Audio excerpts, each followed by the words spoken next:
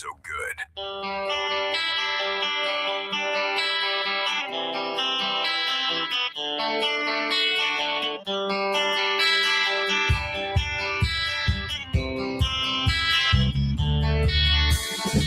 Navigating today's real estate market can be tricky. Want to buy or sell a house, finance or insure a house, or stuck with a house and don't know what to do? Florida Talk Real Estate has been your local one-stop real estate shop since 2012. Get the advice you need from your local real estate pros. Here are your hosts, Jim DePola and Johnny C. Live on Real Radio. Good Saturday morning. Welcome to another edition of Florida Talk Real Estate. We got you for the next 2 hours of infotainment. And thanks for being out there. We appreciate you very much, including us on your Saturday morning routine. 92.1, 101.7. If you're tuning in the old terrestrial radio, thank you.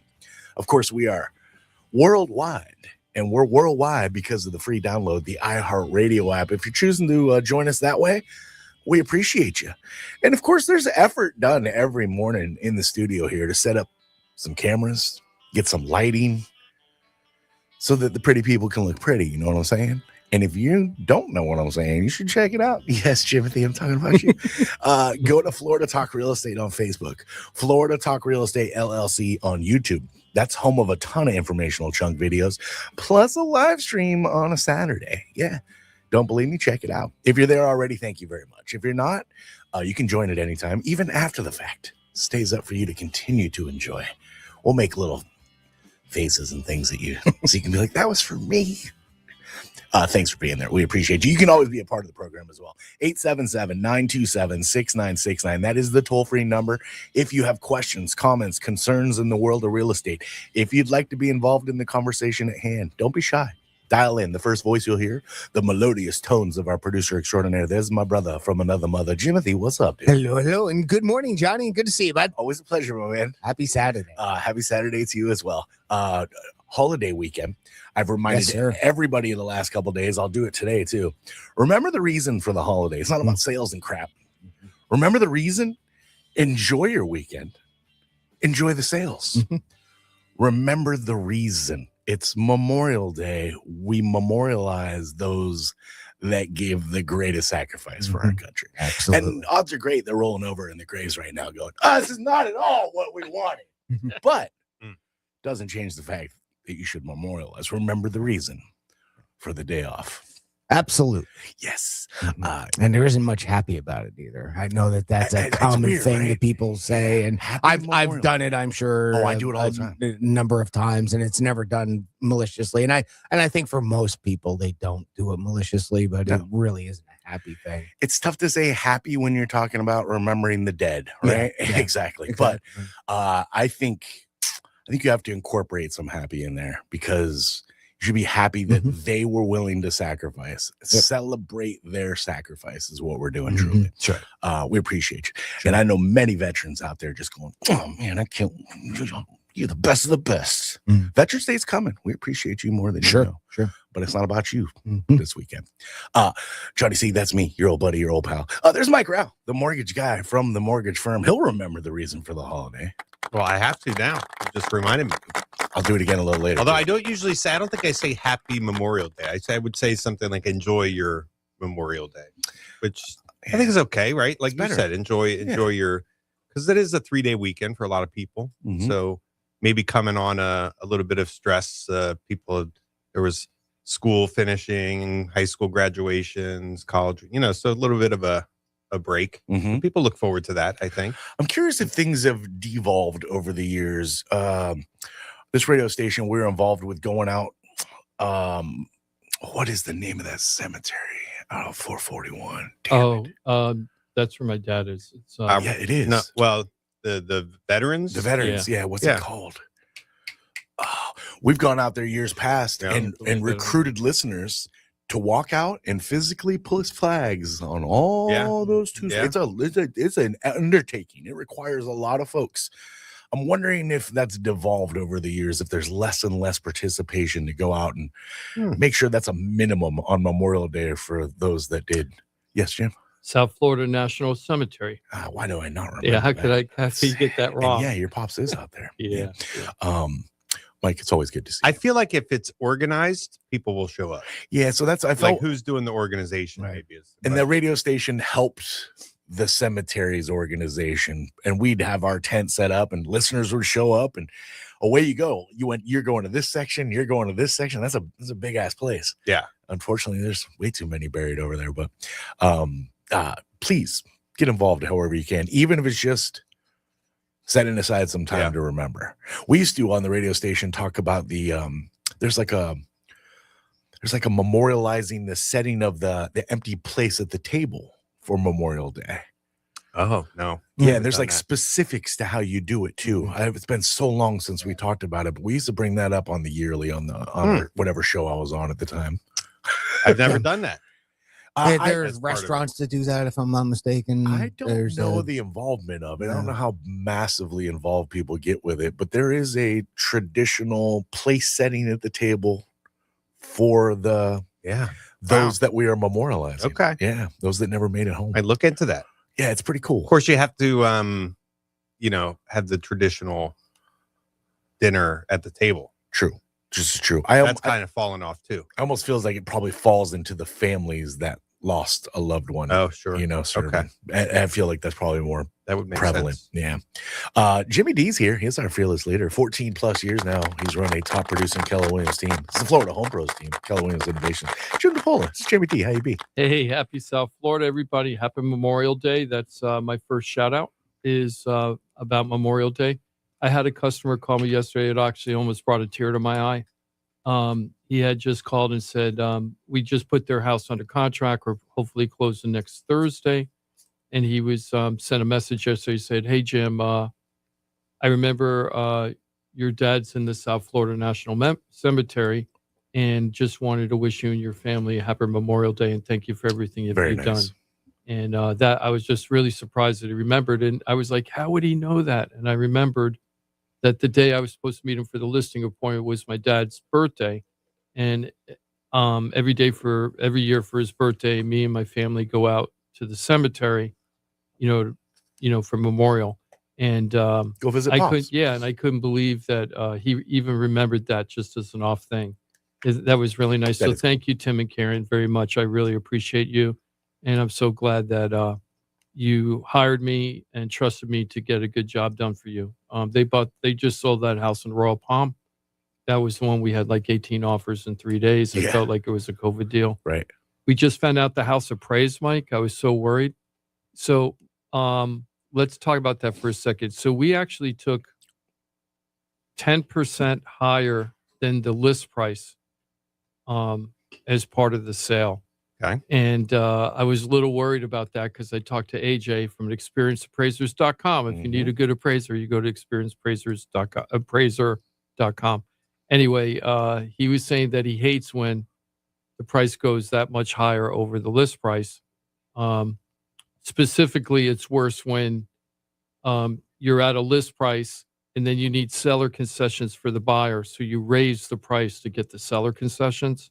That wasn't the case in this situation. No, it wasn't. So, but I was a little nervous. And the appraiser, do you remember Bewitched? Do you remember the show Bewitched? Yeah, A I little remember bit. it. That's the family with the wife's a witch and the kids got like witch powers too, right? Yeah, And I remember little eventually. tinky tinky ding ting ding. Yeah, sound they'd the, make when and she the would- little nose twitch or That's whatever. about all I remember. Well, there was an ant. Do do you like that? You like that sound effect, Jerry? That was very nice. Yeah. You might hear that again. There was some cartoon also. there was Yes. there was an ant on that show, and she was kind of She was witch too, right? yeah, but she was kind of there were a couple of ants on the show, but this one ant, she was like the befuddled ant who always got everything wrong. So she would try to do a witch spell, and it would always backfire on it and Oh, turn she out said the to wrong word or something. yeah or something, and then a completely different thing would happen that compared to what she expected. Awesome. But that's the way I felt this appraiser was that came out for this thing. God bless her. She was 83 years old. It took She her still drives? it took her 3 minutes to get Someone out of the car. Intervene. It literally took 3 minutes to get out of the car. I was just sitting there and she was struggling and I was trying to help her. She didn't want any help. She's very independent. Sure. But- yeah. She's like, I can do this. Just give me a second. Yeah. Don't touch me, Yeah. real estate agent. Yeah, get your hand off of me. Yeah. I will mace you. Go sell a house. Well, she's probably been doing it so long. She's seen everything, Oh, and all your tricks, Jim. she was knows. All your and tricks. starting from let me help you out of the car. Yeah, exactly. all Yeah, right. exactly. she was the nicest lady though, and she gave a lot of background. She used to be she was involved in the acting, like she built set designs for all kinds of events all over the country as part of the guild, the union for Actors Guild. Yeah. I The don't want to Screen say Actors Actors Guild. There's a different guild for, like, I was part of the Writers Guild, right? for a Oh, little all right. while. I see your point. And then they I have was part of the Actors Lollipop Guild, and they Guild. have Mm, I'm Directors. gonna be part of a guild. Yeah, they have Directors Guild, and then they have something for all the people that, like, the production Or people. the set. Maybe it's right, called a okay. production guild or Okay. something. All right. But anyway, so she was telling me her whole background. She had a really very interesting life, and she's still working. And she turned to me when she was done. She said, "My husband asked me when I'm going to retire, and I tell him when I'm dead." So anyway, so thank you, Anita, for doing a good job on her appraisal. She's probably right about that too. Yeah. Yeah, my husband was like, "Why don't you like spending time with me?" So very glad that house, we got 10% more than what we were hoping in our wildest dreams to get on that deal. So everybody's super, super happy. The buyers are happy. The sellers are happy. Everybody's happy. I'm happy. 10% above list price is a pretty big number. It's a chunk. Yeah, it is. Yes. It's a significant amount of money. Yeah. And It feels like almost bizarro world to hear it right now in 2026, but it talks about Mhm. the condition of the home, the desirability of the home, and you guys priced it to where a ton of eyeballs are looking at it, Mhm. right? And then at that point, if everybody wants it, well, now they're competing with each other, right? Exactly. And we're going to talk a little bit later about that, Johnny, because the April report just came out on Thursday. So we're going to talk a little bit about the April market report and see what's going on. There's some interesting trends going on in there. We that can we're call gonna them talk trends at this point. I would it's been say going so. on long enough to where we're going to call them trends. Well, actually, how about an 8-month trend that would be a trend. about how many houses are being sold in South Florida? So we're going I to would take a say look that at qualifies. that. Yes. Yeah. So we're going to look at that. Another shout out. I'm so excited. I always love when our team is able to get people into first time home buyers. So Oh, I'm yeah. really happy about that. That's the best. Greg and Diane, who actually came to the show at one point. Do you remember Greg and Diane We used came to here? sing songs about them. I did so bad that day. When I sang that song, I did not know what I was doing. I choked. I still think about that. It's like, boy, I really blew that one. But You've had some time to get it right. So yeah, give- if go ahead, I give it a ever shot. bring him back, maybe if I get him on the show, I'll try to sing it again. But that was horrible, man. I was like, oh my God, why did I even think that bit was going to work? I think the bit was me being so horrible. Yeah, it worked. Oh, there you go. It worked. We remember. Mhm. Yeah, Little you ditty. did. You remember that's how bad it was. Mhm. So anyway, I always get this wrong. Lisel, is that right, Mike? Is it Lisel or Liesel? I Right. always get it wrong. It's the second one you said. Liesel. Yeah. I always get it wrong. I'm sorry. And if Greg and Diane are listening and Liesel's listening, Lisel's listening, I apologize. I always get it wrong. It's Lisel. Yeah, it's LaSalle. Yeah. Lisel. Oh my God, I can't believe I got that wrong. And I said Albert, it was the second one. It's Lisa. yeah. No, Liesel. I'm totally good. You're totally He's never screwing gonna up. get it now. It's the second one. Hi, It's like Lisa, but with an L at the end. So, Yeah. like Liesel. Liesel. Okay, Liesel. Rhymes with diesel. Okay, Diesel. Liesel. I'm so Yeah, sorry. Cheezel. Mhm. Guarantee Jim is going to be calling her Cheezel. LaSalle next time. Easel. Easel. Liesel and Albert. Liesel? Liesel and Albert. It's like Uh, Leslie, but a little bit different. they, I think I can help with this. He's like Pam Les- Pam Leslo? situation. Like Johnny, but Like Johnny, right? they. The M is silent. Are you guys done ragging on me? Yes. I'm just waiting for you guys to be done ragging on me first. oh, we could So- keep going. I know, Oh, yeah, sure. but we're good. No, no, We're for good. sure. You could just spend a whole 2 hours on that. So Lisel and Albert. I don't know. Liesel. Whatever. Think Anyway, like now you got the- me confused. Think like the gas product, Jim. Diesel. Diesel. Liesel. Okay, Liesel. Liesel. There we go. That doesn't make sense. Liesel. Okay. So Liesel and Albert, they're first-time home buyers. We have some teachable moments about what happened with them Sweet. as far as buyers, and we're going to get into that when we get into the market report, because there was a question asked in Newsweek: are we in a buyer's market right now? Is the nation in a buyer's market? And this is a good teachable moment for other buyers that are first-time home buyers to find out what Lyselle and Albert went through. Or Lisa, I forget it. I give up. I have dyslexia, guys, so I can't get that one right. I think this is worse than that. 2 weeks, and I still can't get it right. So congratulations to them, and thank you, Greg and Diane, for trusting us to help you find a new home for your kids. Really. So really looking forward to that. And congratulations to Chris Peterson. He's been on the show a couple weeks in a row. Yeah. He's part of our team now, business partner of our team. And we call him Chris, the pivotal cog. The pivotal, that's right, the pivotal cog. Oh, Mike, we missed PC. Mike that day. Oh. PC. Yeah. Do you know what a cog is? Yeah. What? It's a part of a gear mechanism, I guess, or like the wheels, gears turning. Yeah, you got Yeah, it. but is One of it? those. But you're missing the most important. It's an unimportant. No, wheel. that's what your search looked up. Yeah. Jimmy's search points out how vital the cog is, because if that wheel I'm going with my AI. I'm going with Yours my is screw trash. your AI. My AI is yours better than is your trash.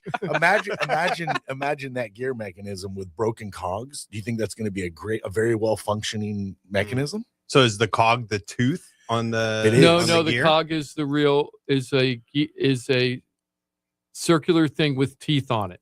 So that's the okay. way. But So they it's the said gear it's an itself. unimportant. Yeah, but if it wasn't working well, then the rest of the thing wouldn't work, would it? Yeah, but but stop turning. Well, it would. My AI search said last week that it was an unimportant part of a system. Jimmy looked it up and he found out it's a critical part or something. I think. they Right. said. That's why I use the word So, pivotal. I was like, yeah. see, it highlights the pivotal part. So Well, then that's redundant. So if I cog think it includes important, Right. then the pivotal isn't needed. Right. From the Department of Redundancy Department. Sort of. Right. I think whether it's important or not depends on the guild that you're a member of. yeah, This is true. That's so true. Yeah. Call that a full circle. Perspective. It's so true. Nice. Look at that. In 17 minutes, we kind of wrapped it all Wow. up. How about that? Huh? We'll see you next Saturday. Boom. FloridaTalkRealEstate.com. It's FloridaTalkRealEstate.com. I know. I hear it. Then, that was, I think, Chris's. So I he's think a that's- cog. He's either important or not, depending. Chris Yeah. Peterson. Yeah. Chris. He's Yeah. important. Yeah. He's a- okay. No, that's why Johnny dubbed him the pivotal cog. Okay. So it makes sense to you, or for anybody else that missed the show. When we do the introduction, I like to have a little pizzazz, yeah. right? The mortgage guy from Right, it's the simple, mortgage right? guy. But it's a little pizzazz. Yeah. CPA to the I was like, what stars. should we call Chris? And Jim's like, team member. I'm like, Oh. team member? Like that. That just is lame as it gets. So on the fly, Pivotal. just pivotal cog just dumped out of my face. okay. Yeah. It's funny. And then the rest just kind of took off Yeah. from there.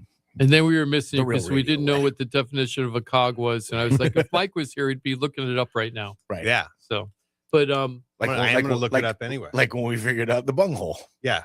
Right. Mm. The Yep. hole in the casket, Yes. the wine Now casket. you mentioned like you could watch us back if you wanted to. You're listening Yeah. right now live. You could always go to Facebook or YouTube and check us out. I actually watched that section back on the bunghole The bunghole. just because it was funny, Mhm. and I just It was funny. I've actually rewatched us doing it because it was funny. well, The actually, bunghole. two Awesome. Yeah, I it was a think good it little was- segment. 2 or 3 people, Mike, that week, the week Yeah. after we had that, Yeah. without me talking to them, and I didn't even know they were like regular listeners. I knew they listened once in a while.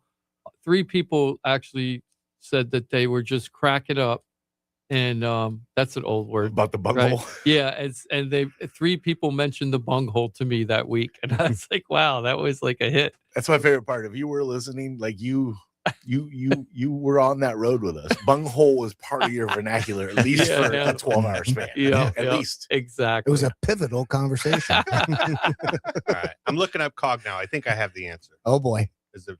Are we? Do you over have that? Well, so the- unimportant or critical or non-critical parts? So it's the cog is one tooth on a gear. It's a tooth on the gear, right? So you could no, have that a is miss- the way I read. could That's have the way I a thought it have was. a missing tooth and the gear still functions. So if you have a gear with say 100 cogs on it or 100 teeth, like which one would be the pivotal cog? And I think the answer is there isn't one. They're all equally So important, did- and you can go without a certain percentage of them. Did you Wow, learn I that? hate Did the you way learn that read when you're working on your transmission and couldn't get it in reverse? This one's a I I non-pivotal still cog. rack Yeah. on. That was like 8 years ago, and I'm still making fun of it. I know, but it goes into reverse. So you got the problem wrong. There is a persistent problem with that transmission, but it does go into all gears. Is it a does cog? drive. Is it a cog issue? Is it a cog No. engine? I think it's related to a valve of sorts. Do you But yeah. still have that car? Hey, listen, maybe we've got a listener out there. Yeah, it still runs and drives. It's like my farm truck. Here's the problem with the transmission, which I rebuilt. When you're That's driving, my favorite part. It should not be overlooked. You Yeah, rebuilt this I thing. rebuilt That's this. why yeah. I teased And him I'd about never because done it didn't go before. in It was my reverse. first time. I was kind of like figuring it out, right? So here's the problem for you. If there's a mechanic, it's yeah, no, it doesn't make any noise. But when you're driving, the shift from second to third will not happen unless you let off the gas, and then it'll happen. So you're like driving, and you know when it's supposed to shift. Like you feel like when it's supposed to go from second to third. And if you just keep it on the gas, it'll go, RPMs will go up, it'll redline it, right? So you just let off the gas and then it'll do a shift. So That's amazing. I love how you have to like learn the little nuance of things. Like you're like, let me see if I take my look at that shifts right. yeah, All right, so just take your foot off the gas. Yeah. And it's automatic, right? So it's just it's it's- happening when so there's You're a not servo manually, in 'cause there. I'm thinking to myself, Yeah, I'm manually thinking, shifting, right. you're probably coming off the gas to shift. No, Yeah. it's an automatic transmission. Okay, So all right. you know how Not like not when it's really. supposed to shift. When you Not feel that really. shift coming, you let off the gas, it kicks into gear, and you go right back into the gear. I don't It's think just Mike more knows like- the definition of automatic. So you're not having to do anything other than let off the gas. So when you're driving, you know when your car is shifting gear, right? Your RPM will feel go it. up to like 3,000 and then it'll drop, and then Yeah. 3,000 drop. So when this one, when it's in second, it has shifted from first to second. It just won't go into third unless you let off the accelerator. That But if you doesn't let sound it- automatic. Yeah, but it's anyway, a little it's not manipulation. reverse. Semi-automatic. It's It's a semi. semi-automatic. That's It's missing the pivotal So, cog. Maybe we can get a caller. I'm pretty sure it's one of the the actuator. You know, some sort of it's a fluid movement problem. Flux capacitor. Yeah. Flux What capacitor problem. Anyway, it's still dry. However many years later it is. I can see it. It's making it a little uncomfortable with me needling him about this a little bit. Still, 8 years later. Only if you get it wrong. I'm getting criticized for the wrong problem. But Ah, that this makes is it. true. That's what Yeah. makes it fun. If you want to mock me for my my non-shifting Yeah. through second and third, Yeah. Be factually correct when you're mocking me. So this is just now the vehicle that you just use for like yard debris and stuff around the. Or if I need to the go banner. pick up like a load of gravel or something, Gotcha. like I can, it'll drive around. Gotcha. Tony uses it to drive his boat, you know, to go to. Oh, all right. So this is just your various- this is your abuser. Yeah, it's all you know, rusting. Nice. It's not nice, but it's It's nice. farm truck. Yeah. Nice. Yeah. It Excellent. works. Shout out to Chris Peterson. Yep. So congratulations, Chris. I think that was his first time home buyer deal. So I was like, man, you know, when you do that, you really help somebody change their lives. And right. that's actually a good story because they've been renters and I think they thought their next step was renting. And I think Yes. their parents had talked them into at least like, hey, why don't you see where you stand? And they didn't really know. Maybe they were intimidated by the pre-approval process. Didn't know like could they even buy? And they were you know, money is always a concern for everybody. So like, do we even have close to enough money? And so we're able to find the combination of things. And yeah, so it's like, okay, if the stars align on these areas, you guys can buy 100%. Mhm. And That's a great so they story. went on that adventure, and it's not been easy for them, right? Like No. finding the right place. They and lost a couple of deals. it's like everybody. You have features of the house, feature of the location, and then features of on the money side of things that all have to line up.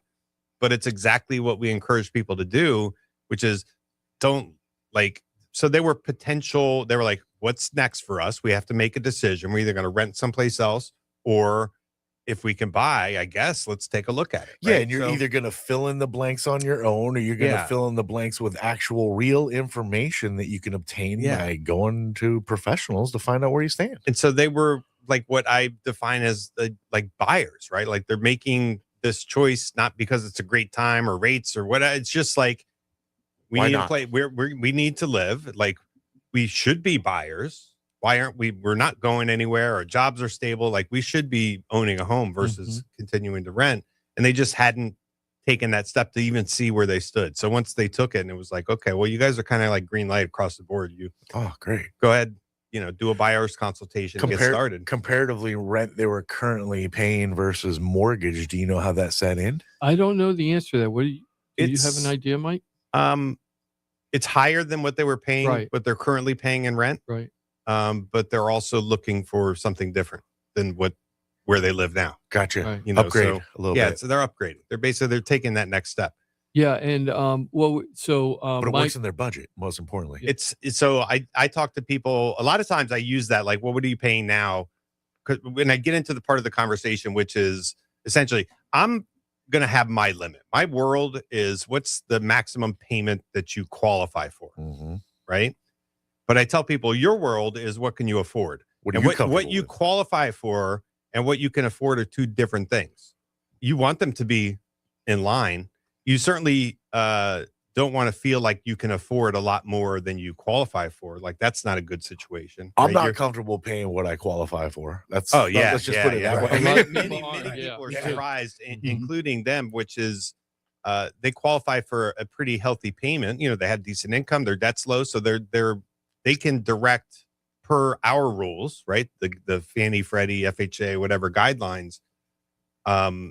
They can qualify for a bigger payment than they're comfortable with. And so I say, well, what are you comfortable with? Have you thought about it? If you haven't thought about it, the easiest thing is like, well, what are you paying now? And how does that feel financially? Like, are you able to spend how you want to spend? Are you able to save how you want to save? Or is everything really, really tight with your current housing obligation, whether it's rent or whatever? And so they were able to analyze that. And so they knew they could afford more than they were paying in rent. So they kind of set their own limit, and they're still under my limit. Great. Which is exactly what I would want. I want my limit to be as high as possible, not because I want you to go crazy with your budget and like really push it. I just want you in control of where you're going to draw that line. Well, because if you're stretched out and life happens, you have no wiggle room. You just don't. You're like, I'm already maxed out. I can't take on anything else. Yeah, and I think that's the story for a lot of people. It's like, the paycheck to paycheck, maybe you got a little bit, or maybe you have been successful saving because you're preparing to buy a house. And now you're coming to the point where it's like, wait a second, all of the savings we're able to do, we're about to spend that. Yep. And then I'm Number not going to be able one, to save anymore. Then we kind of lost our nest egg and our expenses are going up. How are we going to reassess this? So there's definitely all things that homeowners think about. I talk to people about that stuff. I'm not like a budget consultant. I'm not helping you budget your money or kind of get a plan for savings. Like that's not really the world I'm in. But I do want you thinking about that stuff. Because obviously I don't want you to get into a house that you can't afford, right? And to be stuck, in some sort of foreclosure scenario. And here's an interesting thing. So, Lisa and Albert came to us because their parents said, "Hey, they need a rental property. Can you help them out, Jim?" And I was like, "Sure, we'll help them out." And then, of course, when Chris met with them, they were like, "Hey, maybe you should talk to Mike and see if you can qualify for a loan." But they only had like 35 or 40 days before their lease was ending. Ooh, tight window. Right. Huh? So it was a very tight window. And I was like, we probably have enough in order to find the house and get it in a contract. Can you work with your landlord? And they weren't sure at that point. And then it was getting closer and closer. I think they turned in 2 offers and got them rejected. And it was very frustrating because the offers were it was just a very tough situation. And then what happened was they were thinking, oh, I guess we're going to have to tell our landlord that we're going to stay for another year. And then they were able to get them to extend it for another month. Nice. And then as soon as that happened, boom, they went into contract. Now we have to get through the inspection, everything, but of course, everything's looking good. They're going to be going to Ross. They're using Mike. They're going to be working, obviously working with us. They're going to be working with Ross. Can't use Trident because sellers picking title on this one. Maybe the seller picks Trident. Yeah, maybe they'll pick Trident anyway. So that would be great. Actually, we just had one of those cases where they moved over to our Trident. Why they wouldn't pick Trident? I don't know. I know exactly, right? Trident. So anyway, congratulations to Liesl and Albert. And thank you so much for trusting us. And we can't wait to get you to the finish line. Congrats, Chris. That's awesome. Yeah, congratulations to Chris. First, well, not really first, because he did 2 deals last year. If I say first, he'll be mad at me. You said first time home buyer deal. Yeah. First time home buyer deal, and hopefully first of many. First time home buyer deal is awesome because those are from feel goods, right? Yeah. You're like, oh man, I got somebody in their first home buying experience. Like they're on the path. And they had to walk through a lot of stuff. There were a lot of emotions and stuff involved in it. We're going to get into that when we get into a little bit more about, is it a buyer's market in South Florida right now? Cool. Got a creepy critter story that I wanted to talk about real quick. Did you hear about this thing that happened in Orlando where this animal like experience place called Sloth World in Whoa. Central Florida? Have you heard about that? No. You didn't hear about that? Oh no, I hate this story. Where all the sloths died in the warehouse. So they 'Cause ordered the heaters though. they went ordered down? 61 sloths over a period like a year and a half, This is a couple months ago. and 50. I just read it this week, so I gotcha. thought it just happened, but maybe not.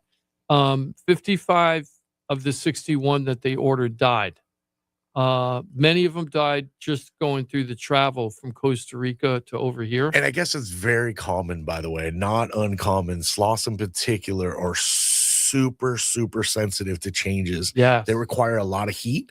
And the reason that there was this massive loss of these sloths, so the Sloth World's opening, they order all these sloths from South America or wherever, and they put them in a freaking warehouse because they're not ready for them yet.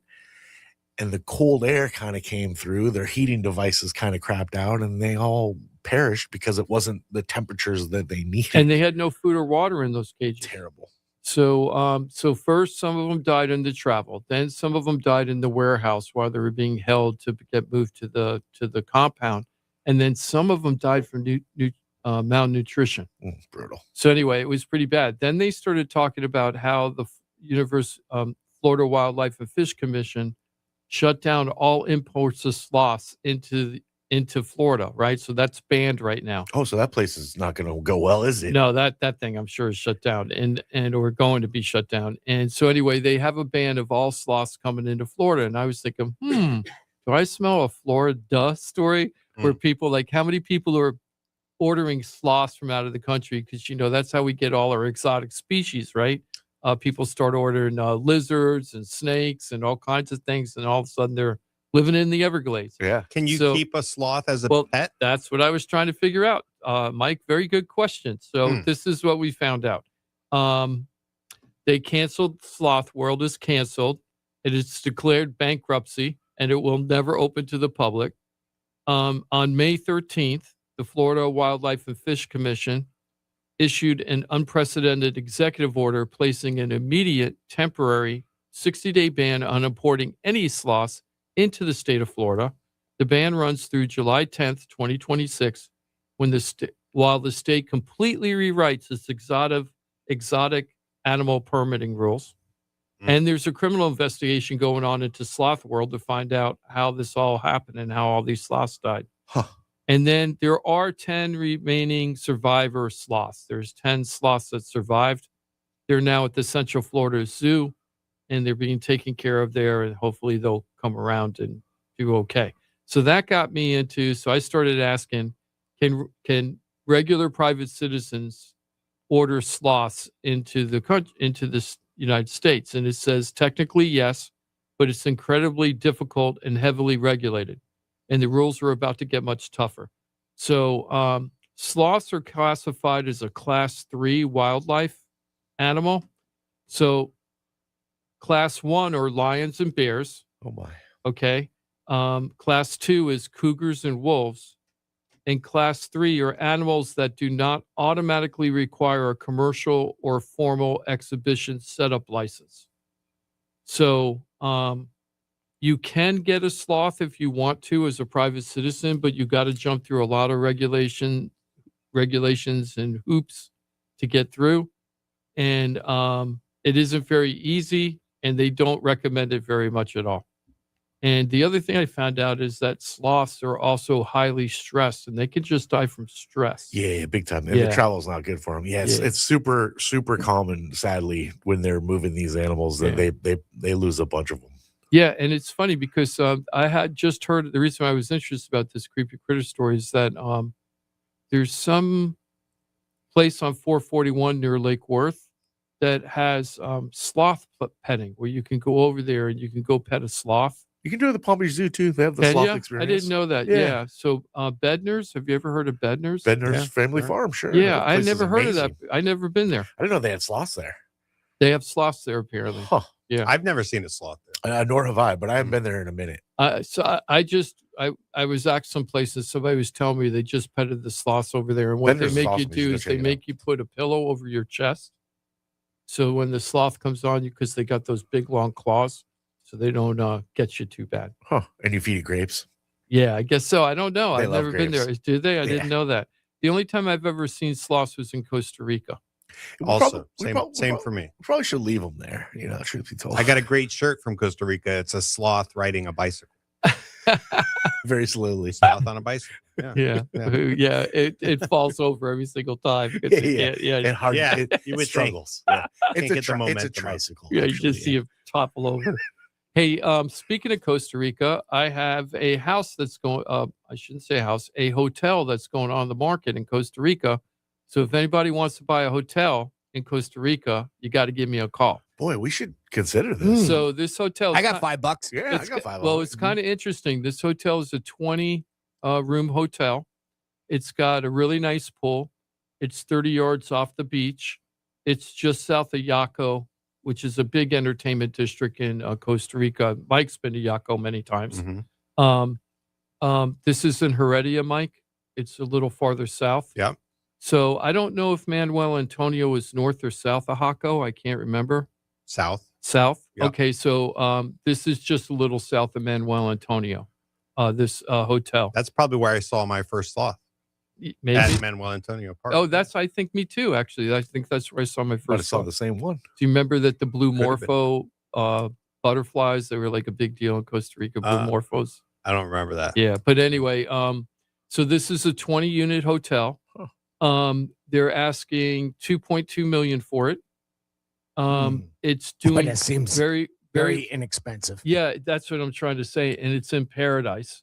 And on What top does of that it, come out to in colones? oh, I don't know what it is in colones because I don't know what the exchange rate is anymore for colones. But it's a 20-unit hotel.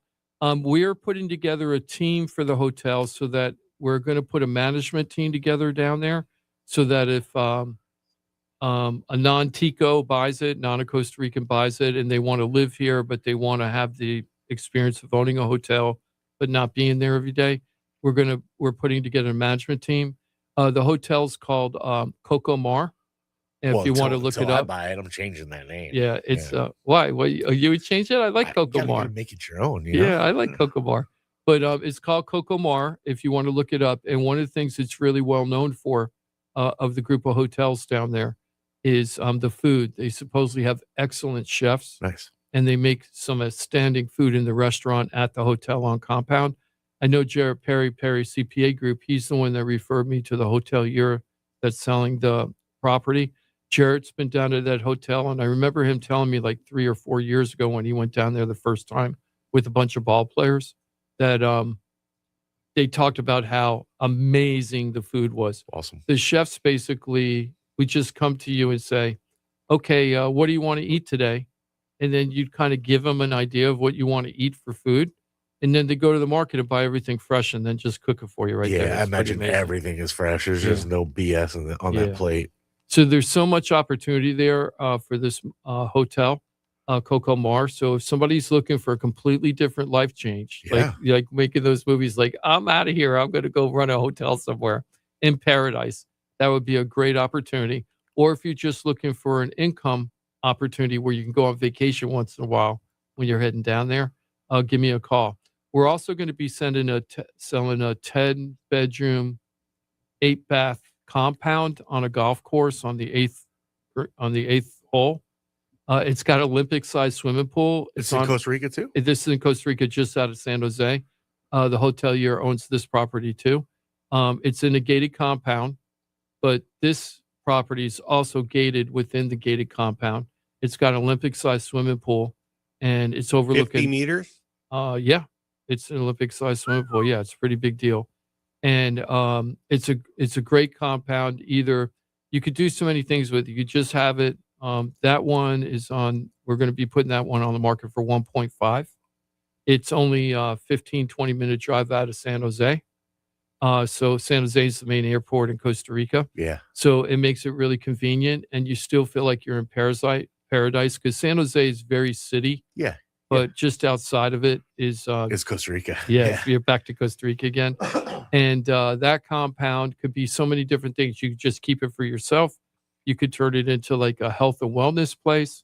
You could turn it into daily Airbnb rentals. It's okay in this community. Yeah. So there's a couple We opportunities can get down some there. shamans and just do a bunch of ayahuasca there. I know, Yeah. right? Yeah, you can do that. Drain the pool So- and everybody get in the pool. Oh, like that. Yeah, that's where we do the ceremony. Yep, that's Yeah. so cool. So we're not ready to put those on the market yet because I'm looking for an agent in Costa Rica, Keller Williams agent down there, and I'm going to partner with. That's cool. And so if anybody's looking for Costa Rica, we've got 2 properties for you down there. Do you know So the can answer to they- this? What's what's a property tax like? Oh, I don't know. That's a really good question. I don't know. I just don't know the answer to Yeah, that yeah, yet. yeah. I mean, you're kind of just, Yeah. learning the Costa Rican way, I'm sure. I just remembered about how bad the squatting rights and everything. When I went down to Costa Rica, which was a very long time ago, there were a lot of problems with squatters.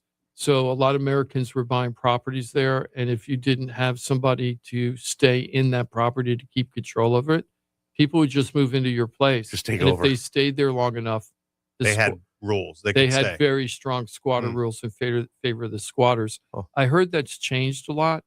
Like I haven't been in Costa Rica so long. The roads were just horrible. Well, that's I why mean, that one place probably put a gated around the gated.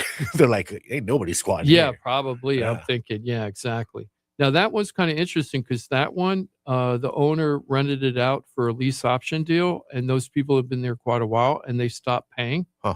So I'm going to be dealing with my first foreclosure in Costa Rica. So they're, I have they're no idea what's they're going on squatting with that. per se. Yeah, Yeah. so they're actually foreclosing on them. They're in the process of possibly doing that. So that's kind of interesting. So if anybody's interested in Costa Rica, and by the way, I can help you buy or sell properties in 67 countries through the Keller Williams system That's because we're in amazing. 67 countries now. That's big reach. Like 3 years ago, we were at 44 countries. It's crazy. We're even in China. I didn't even know that you could That's do crazy growth. traditional. Yeah, That's but I crazy didn't growth. think of China as having real estate agents and stuff. I don't know why. I just didn't think of it that way because it's a communist country. Huh. But anyway, it's kind of interesting. So if anybody needs any of that, give us a call. Let's go ahead. I know we're running a little late. Let's go ahead and take a break. On the flip side, I want to talk about we're going to talk a little bit about the market, and then we're going to slide in, is it a buyer's market? And then that's going to slide into interest rates, which are becoming a little bit of news again. So we're going to talk about that on the flip side. Buying a home, selling a home, stuck with a home, you don't know what to do, looking to invest in hotels or nice properties in Costa Rica or really anywhere else in the world. China. Come to find out, there's a bunch of places in the world you can do this.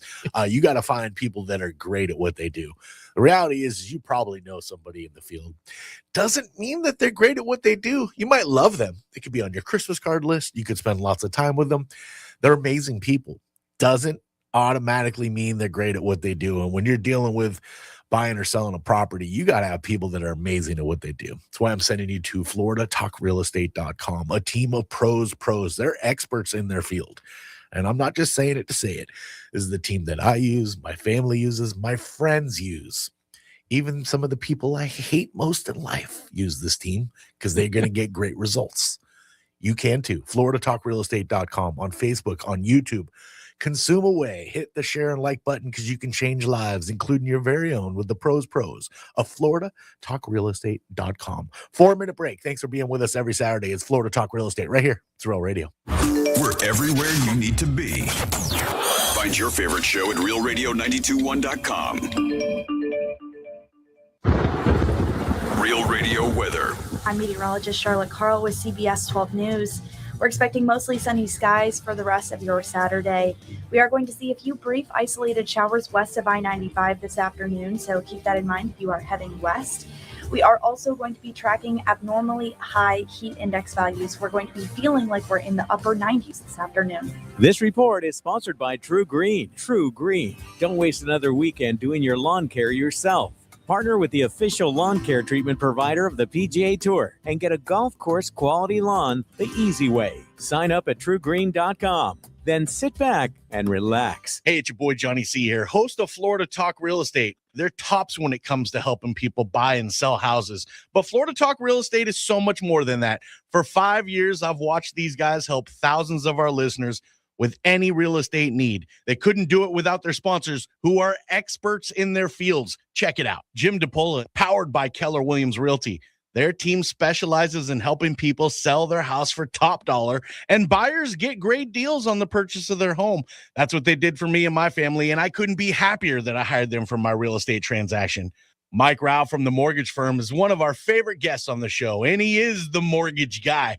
Whether you're looking for a refi or a mortgage to purchase a new home, Mike Rao will get you the answers you need. The mortgage firm is licensed to do loans in Florida, Alabama, Tennessee, and Georgia, and they have local offices that cover all of South Florida. So if you're thinking about a refi or a new mortgage, go to the mortgage guy, Mike Rao, and find out what he can do for you. The Mortgage Firm, Inc., NMLS 189233, Florida license MLD 78, equal housing lender.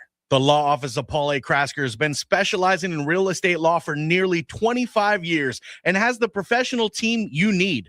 Upside down with your house, Paul's team can help you conduct short sales, loan modifications, even if you're behind on payments. They also help you with foreclosure defense and bankruptcy. They can even help you get a student loan modification and repair your credit to get the score you need. Paul's full-service team has helped thousands of our listeners, and they can help you too. Trident Title LLC is the largest privately owned title company in Florida. When you need a title company to complete a refi, home purchase, or sale, Trident Title has got you covered. Not only do they offer competitive pricing, Trident Title has attorneys on staff to make sure if you have bumps in the road declaring title that you can get the job done.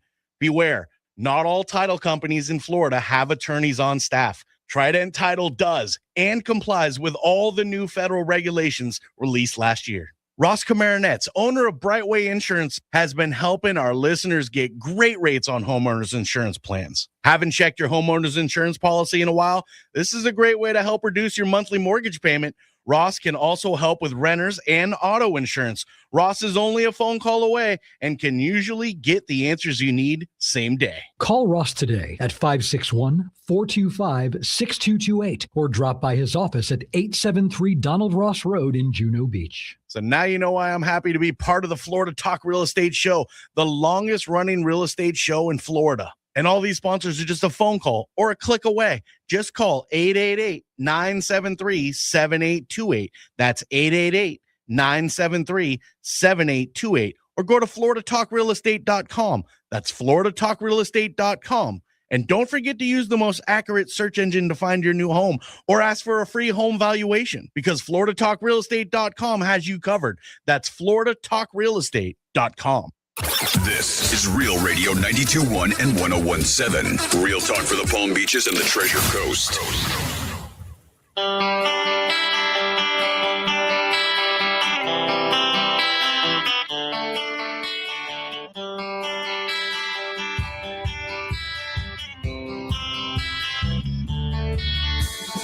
This is Florida Talk Real Estate with Jim DePola and Johnny C. Got a question for the show? Call us live at 1-877-927-6969. Yeah, that's it. 877-927-6969. Plenty of time remaining on a Saturday for your phone calls. It's the 23rd of May, Memorial Day weekend. Remember the reason for the holiday. Have a wonderful weekend, but please remember the reason for the holiday. Johnny C, that's me. Timothy's our producer extraordinaire. What's up, my dude? Hello, and good morning, gentlemen. And good morning to you. Of course, we're armed with some of the pros of FloridaTalkRealEstate.com every Saturday, like Mike Rao. He's the mortgage guy from the mortgage firm. Hello, Michael. Good morning. Good morning. And yeah, I was giving Jim a hard time before we started about it's a holiday weekend. Why are we here working on a Saturday? Does this really work though? No. Does this really work? Nope. I mean, I know for Timothy it is. You talked about, and you were here, remember a few weeks back, how you got here a little bit earlier than normal and you saw the setup and the phones and everything. What you haven't seen, you haven't been early enough to see Jimothy and Jim doing makeup before the show. I have not made Yeah, it. yeah, you haven't come in that early. So, is it really work, Jimothy? He's like, no, I get to practice. Now with the pleasures that I get. Oh, you mix pleasure with work. Not that right. Yeah, it's is an undertaking to pull this off. Unfortunately, it's not doesn't require much out of me, which is the good news. Well, the good thing is you have a natural glow, right? Like you don't need the type of makeup that Jimothy is. Oh yeah, Yeah, glow. Yeah, We'll call it something glow. Nice. He's glowing. Our fearless leaders here, 14 plus years now. I've told you he runs a top producing Keller Williams team. It's the Florida Home Pros team with Keller Williams Innovations. There's Jim DePola. Jimmy D, how you be? Hey, I'm doing good. Happy South Florida, everybody. Happy Memorial Day. We are live, so give us a call. We'd love to talk to you. But right now, what we're going to talk about is the April market report just came out. So we talked about a trend. So the big trend is, I don't know how much you guys, I'm sure my feed is different, obviously, than your guys' feed, but I get a lot of stuff about who knew real estate from all the YouTube influencers and everybody. And my feed is just overrun with doom and gloom about how Florida real estate market's crashing. And this is like the beginning of the whole country crashing and blah, blah, blah. Interesting. And Wow. what I keep I saying don't is- have that on my. I don't either. My feed. Oh, I have No. tons of it all the time. It's all, it's very clickbaity, Everybody's algorithm's a little different though. Mm. Yeah. for sure. Yeah. But I can't believe how many people are saying it's collapsing, and it just really isn't collapsing. Last week we went over the foreclosure list and showed, and in my weekly email last week, if you get my weekly email, we went over the foreclosures, and one of our customers asked recently, should I only be looking only at foreclosures and short sales because they want a good deal? And what we went over last week is that we only have about 2.5% of the market is foreclosures and short sales right now. And you ain't getting deals. We went through that too. You ain't getting and deals. the list price to sold price, unless the unit was in terrible, non-livable condition, you weren't getting 30% off, 20% off, not even 10% off. It's selling kind of like all the resale properties right now. And the answer for the reason for that is because there are banks and they want their money. Yep. So they're not just going to go, we'll just give up 10% of our equity of the home that we're foreclosing on. They don't do that. We went through step by step, Mike, last week of the process. Chris went through and did an offer on a foreclosure, and it's like automated responses. Like you're not even dealing with realtors. Automated responses. They just fired back instantly the counter, and the counter's like essentially asking, like it's really not even a negotiation. No, the counter was In that particular, they gave they countered back a full list price. And then they said, we're not turning on the water. We're not turning on the electricity. You can do your inspection, but it's only for your educational purposes. Well, how are you going to inspect the house? Yeah, these are They as have no is. electricity, no running water. Yeah. How So are you no going to appraisals?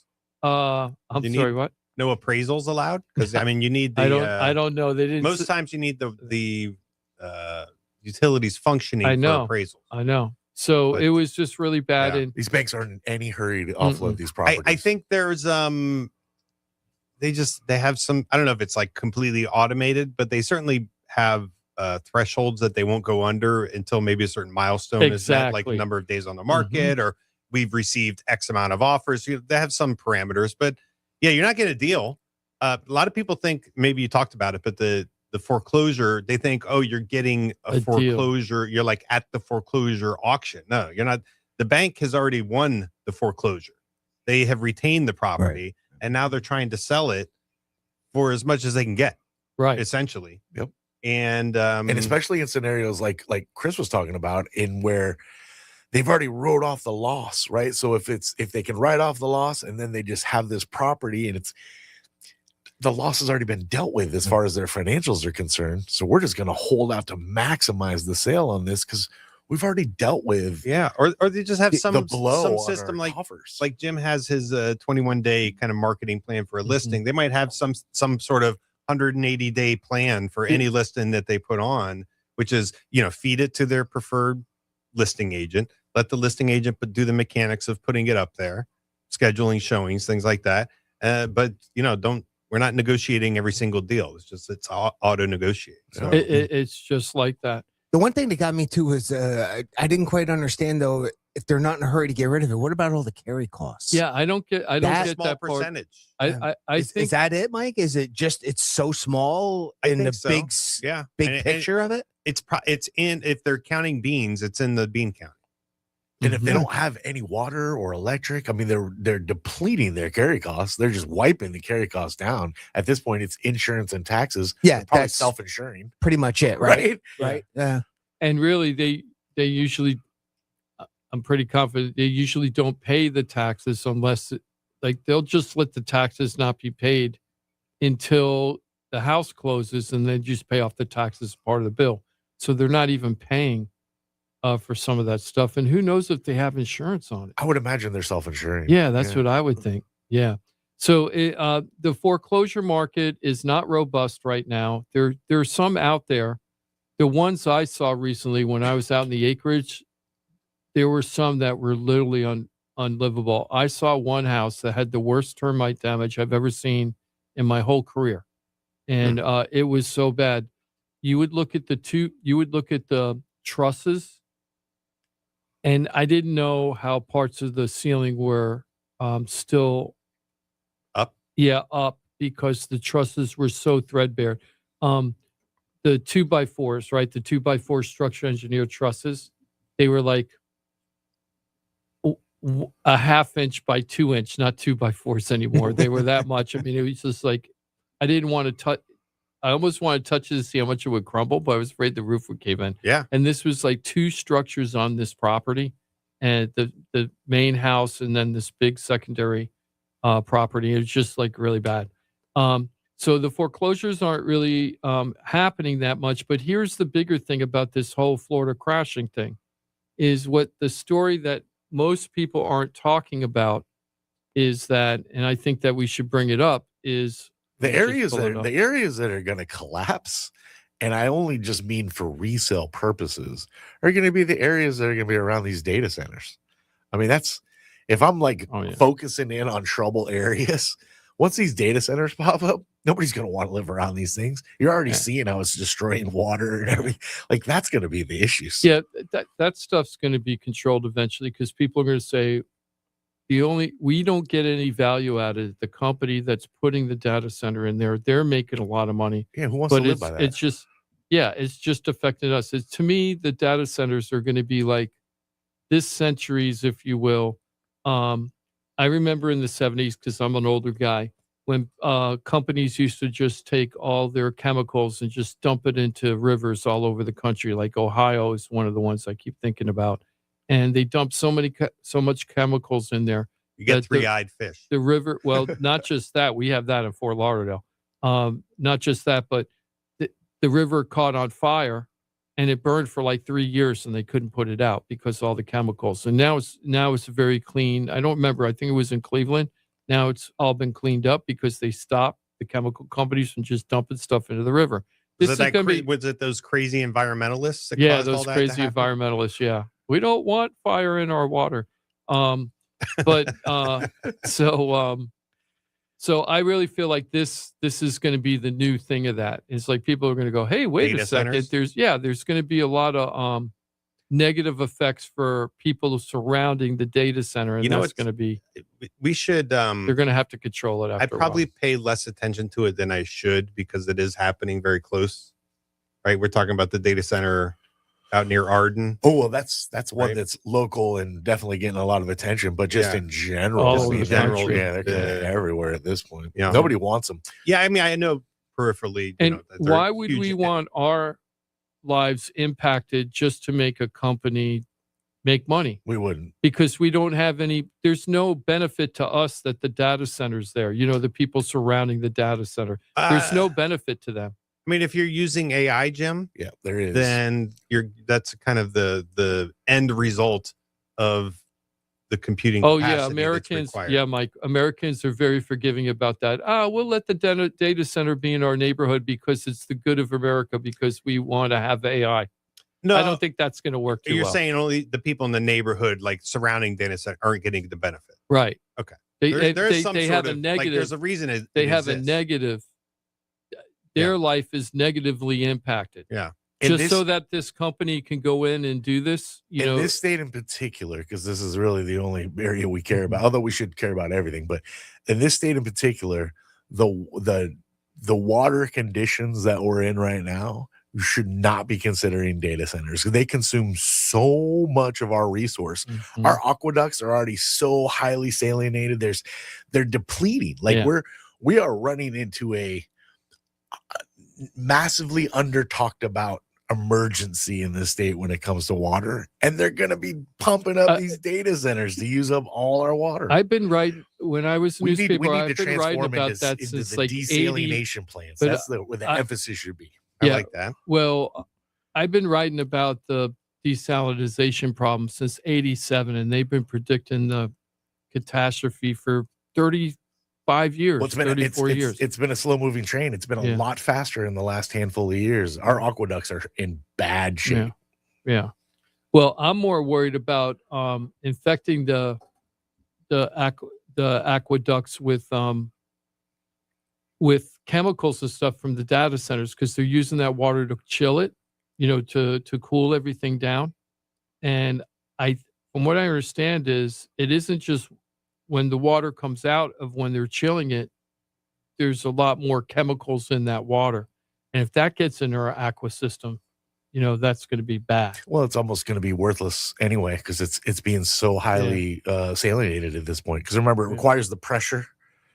It's all connected. The ocean and our fresh, they're all connected. So it requires that pressure. As the fresh comes down, the pressure from the ocean side gets less and just starts seeping in all that salt. It's just destroying our fresh water. We'll see. We'll see how it goes, but not a big fan of the data centers. They got to come up with a better plan. So we're talking about collapsing of the market. Yeah, though. so So the I can see around the data centers how that's going to be harder for resale markets in the future. But I don't know if I call that a collapse. But if you can't resell your home at the market value, how else do you view it? Well, we don't know any of that yet. True. This is all this is all speculation. projected. So if But it turns, your algorithm saying we're collapsing based on what? no. What they're saying is okay. So when I listen to YouTube, this is the big arguments about why Florida's collapsing. Right? We have the highest foreclosure rate in the nation. That's probably true. There's maybe 2 other states competing with us, but we're in the top 3 for sure. We're usually number 1, and sometimes we drop to number 4. And then we move up to number 1 again. But we do have the highest foreclosure rate per capita in the nation. Well, but we're only talking about number, but we're only talking about 2.5% it's foreclosure rate right now, which is very normal in any market, anytime. 1 to 3% is normal. So we're not seeing that. The other thing that they're saying is home prices are dropping. Well, it depends on where in Florida. Isn't the whole state of Florida that the home prices are dropping? And not every type of market within that market. So if you want to pick out where all the hurricanes hit on the West Coast a couple of years ago, sure, there are parts over there that are just in really, really bad shape right now, and the prices are dropping. Yep. But not for everything. In Palm Beach County, we definitely have a K-shaped economy for the real estate. For the wealthy, there is no problem selling multi-million-dollar homes right now. They're selling relatively quick compared to historical norms. But if you're looking at that $500,000 to $750,000 home, those homes are much slower to sell. People are more picky about those homes. It depends on your home, though. You had an example of a home in Royal Palm Beach that sold for 10% over list. But that's not the norm. Sure, it's not the norm, but it depends on the home. Yeah. And if you're kind of the average home that's been deferring your maintenance forever and now you're trying to maximize your dollars, that's not your reality. You've deferred your maintenance for a decade. Yeah. And then anything under, if you had like our house, it was a single family home under 500,000 that was in relatively good shape. So that was super popular. That's why people saw value. When under 500,000 for single family home in Palm Beach County, Broward County, in Broward County, Palm Beach County, Broward County. Sorry, I'm having a hard time talking today. Martin County. Can't believe I'm saying this. Which Palm counties Beach are you County. I trying know to- exactly. okay. Palm Beach County and Broward County, both those areas. If you're trying to get a single family home under 500,000, it's very, very difficult. So you're probably going to have a bidding war if the unit's in good shape. But the units that aren't in good shape and are very tired and really need new bathroom, new bathrooms, new kitchen, new flooring, new paint, new roof, new AC, those houses are just sitting there, just sitting. Well, so they're not pricing them right. Well, You have to price they're it priced knowing that based you on have the to. thing. Somebody has to come in and replace all Yeah. that stuff. So But- you're either in the market or on the market. I Now mean, we've been talking, Good but point, John. here's the trend I wanted to bring up. The trend for the single family homes. Hold on here. It is not cash sales. Hold on one second. Whoa. Florida Talk Real Estate is a.com. Access to the entire team. Pros. These are experts in their field. Every aspect of your transaction can be held in great hands with a Pros Pro. If you go to floridatalkrealestate.com, experience it for yourself. floridatalkrealestate.com. Pending sales. Okay, so pending sales have been going up quite a bit over the last several months. So what pending sales show is what the future is going to be in the next month and a half for closings, right? So it kind of predicts what's going to happen in the future based on the amount of houses that are in contract in April. How many of those are going to close in May or June, right? These are all people looking at the bond market going, let's go. Now's Yeah. the time. So, What are we waiting for? On the buy side or the sell side? On the buy side. Yeah.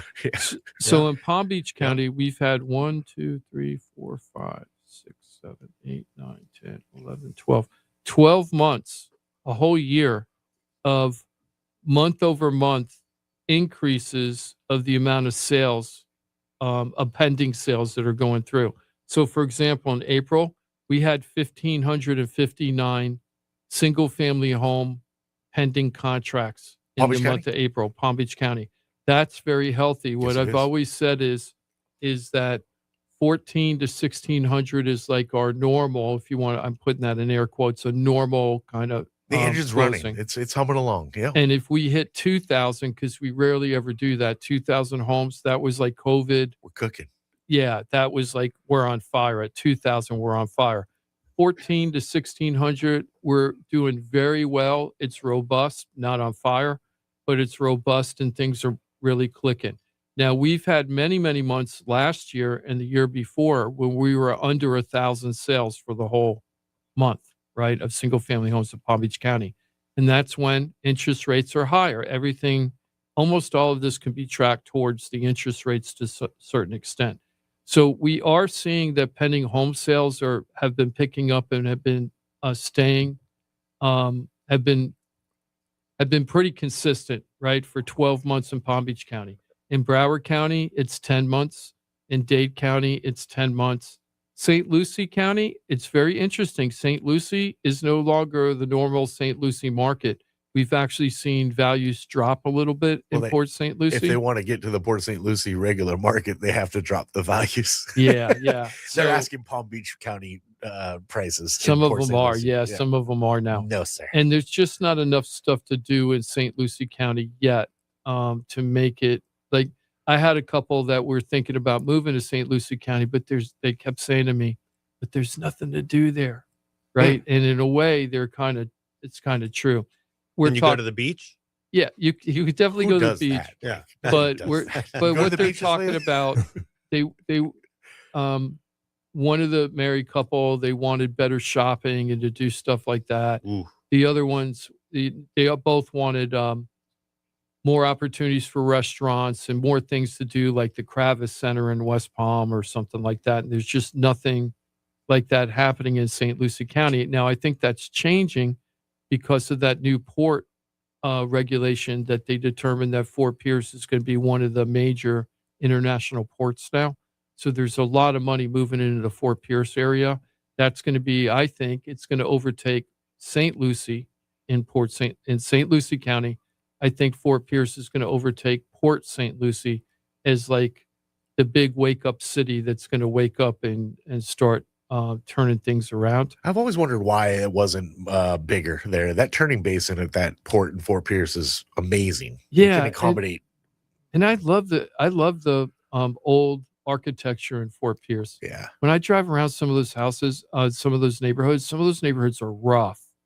But when you see the housing, it's like, wow, if somebody who took time and take that home, they're almost like historic homes. I know they're not on the register, but they're 100-year-old homes that are just awesome with the Florida front porches and, the wraparound porches and everything. And they're just so cool.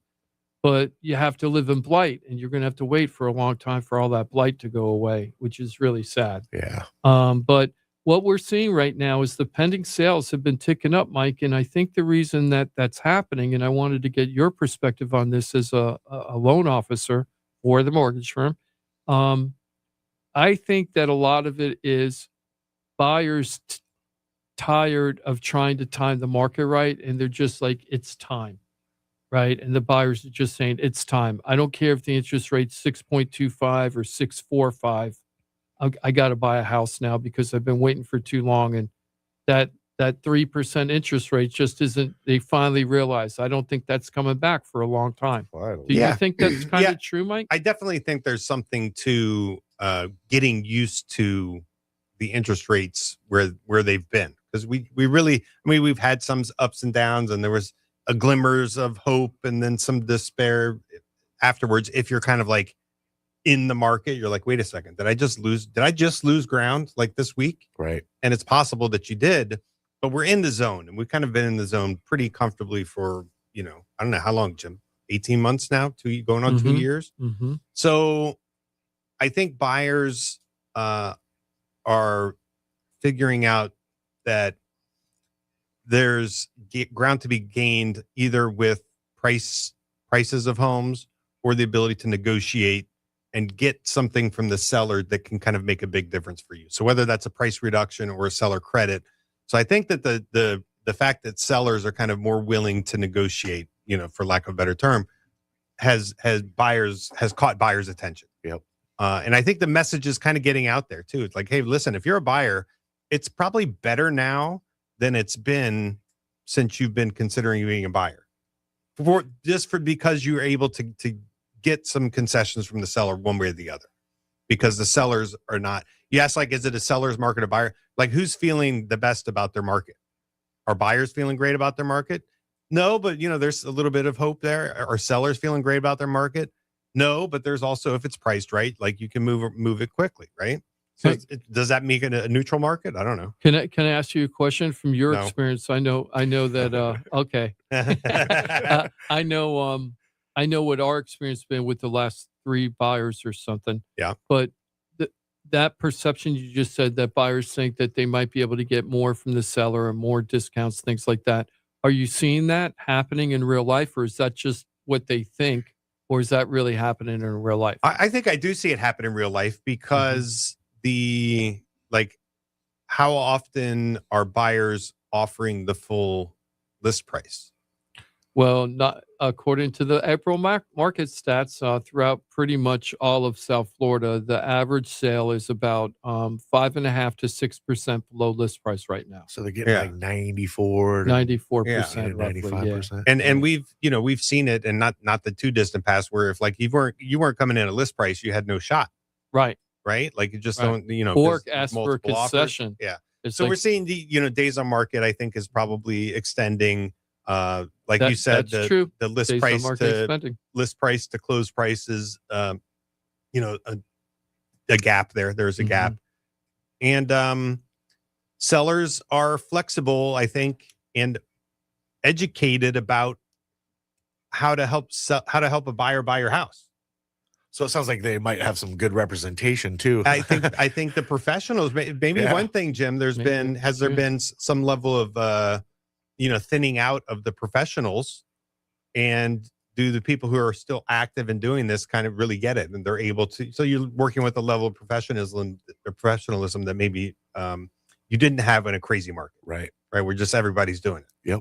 Right. It's so easy to be a real estate agent. Yeah, you just put the sign out. Right. But the real estate agents that are here and they're still working and they're active and they're, successful because they know. Because they're good Because at what they know do. their game. That's right. Yeah. So just to give you an idea, I was going to ask you, why are you looking at pendings versus closed sales? Well, because that's predicting the future, and I just thought it was interesting that the pending sales have been very strong, and I haven't really recognized that in a long time. And when I was doing the research, I was like, well, that's a good point to bring up. So that's the pending sales are showing what the future next 60 days are going to be like as far as closed sales, and get an idea of what's going on, and also kind of determine in buyer enthusiasm of trying to get deals done, right? Yeah. So this is what we found out. In Broward County, closed sales are up 7.6%. The median sales price in Broward County right now for a single-family home is $620,000. That's a negative 1.6% decrease compared to a year ago. The inventory, that's the next thing I wanted to mention to you about new trends. Inventory is increasing. So what we had is we had inventory really, really low during the COVID time. By 25, it started increasing a little bit. Sometime, I think summer of 2025, it started increasing a little bit. Then it slowed down again where inventory wasn't increasing that much. Now it's picking up again, which means more people are, it means more people are putting their houses on the market, but it also means it's taking longer to sell. Right. So the days on market is going up almost in every county. Broward County has 4.6 months supply of inventory. 6 months of inventory is a neutral market. So it's 4.6. It should be a seller's market at 4.6, because if you get to 6 months or higher, that's when it turns into a buyer's market. But I still think that we're leaning towards a buyer's market right now, and it's not reflected in these statistics. I mean, at some point, my mind is here in South Florida, like it went from 6 months being the neutral to something like 3 months being the neutral, right? Like I feel like in my brain, it's like, okay, if we got more than 3 months of inventory, we've shifted to something like a buyer's market. I feel like 3 months is way too low, Mike. Yeah, but in the fours right now, we're definitely more in a buyer's market, even though we're at 4.6. So when you get your listing, maybe psychologically, Jim, if you have a listing that is 85 days on market, what do you think? Yeah. I just had a long conversation with one of my customers that's 88 days on the market. Yeah. Okay. And it's really, really rough, and it's very hard. This is what it's so psychologically, that's 3 months, right? So one of our properties that's been on the market for a little bit, we've had a steady stream of showings, and we had one contract, and then we were in contract, and then the next day they pivoted and stepped out of the contract because they had an opportunity to buy a single family home. They turned an offer on and it was rejected. So they were going to buy ours. And then they ended up buying a different home. We've had other people express interest, but they have not turned the offer. Now, when I look at the stats on that property, we're the second lowest price for that size and that type of home in that area. We're the second lowest. Active, right. But we're not getting any offers. And because we've had so many showings, even though I can't show you statistically that the house is overpriced, I believe it will appraise at the price we have for sure, but we can't get a buyer to give us that price. And that's because buyers are more selective. And it's also showing that they're not running out and grabbing the house that day.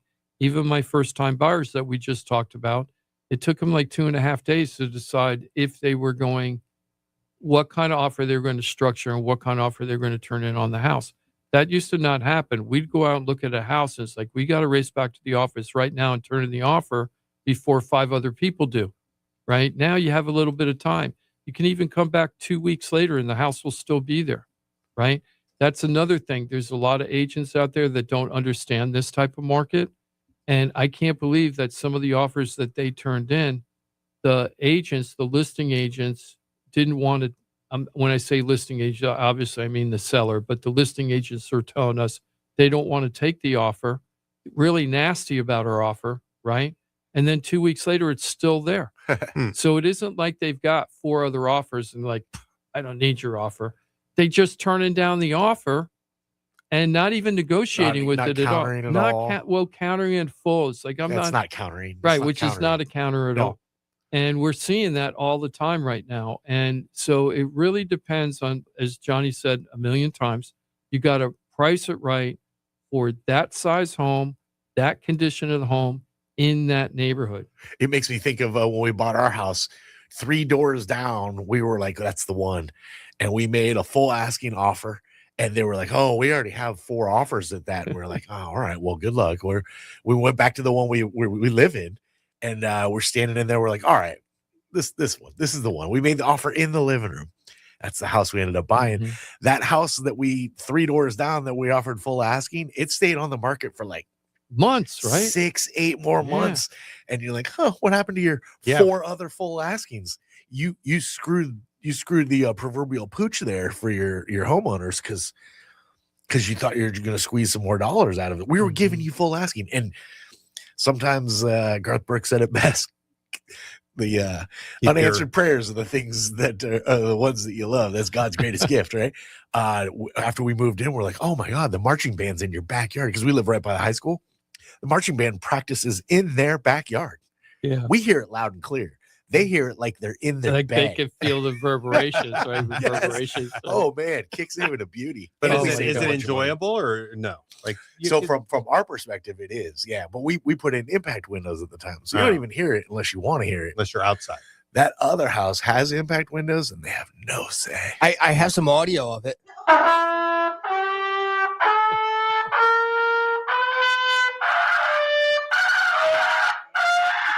That was last Friday. Not There bad. you go. Last Friday. Not bad. Got to start that band. But as you said, it Yeah. just makes me think of that, and that's almost 14 years ago. Yep. Yeah. Yep. And there's a lot of agents out there. Like I had an agent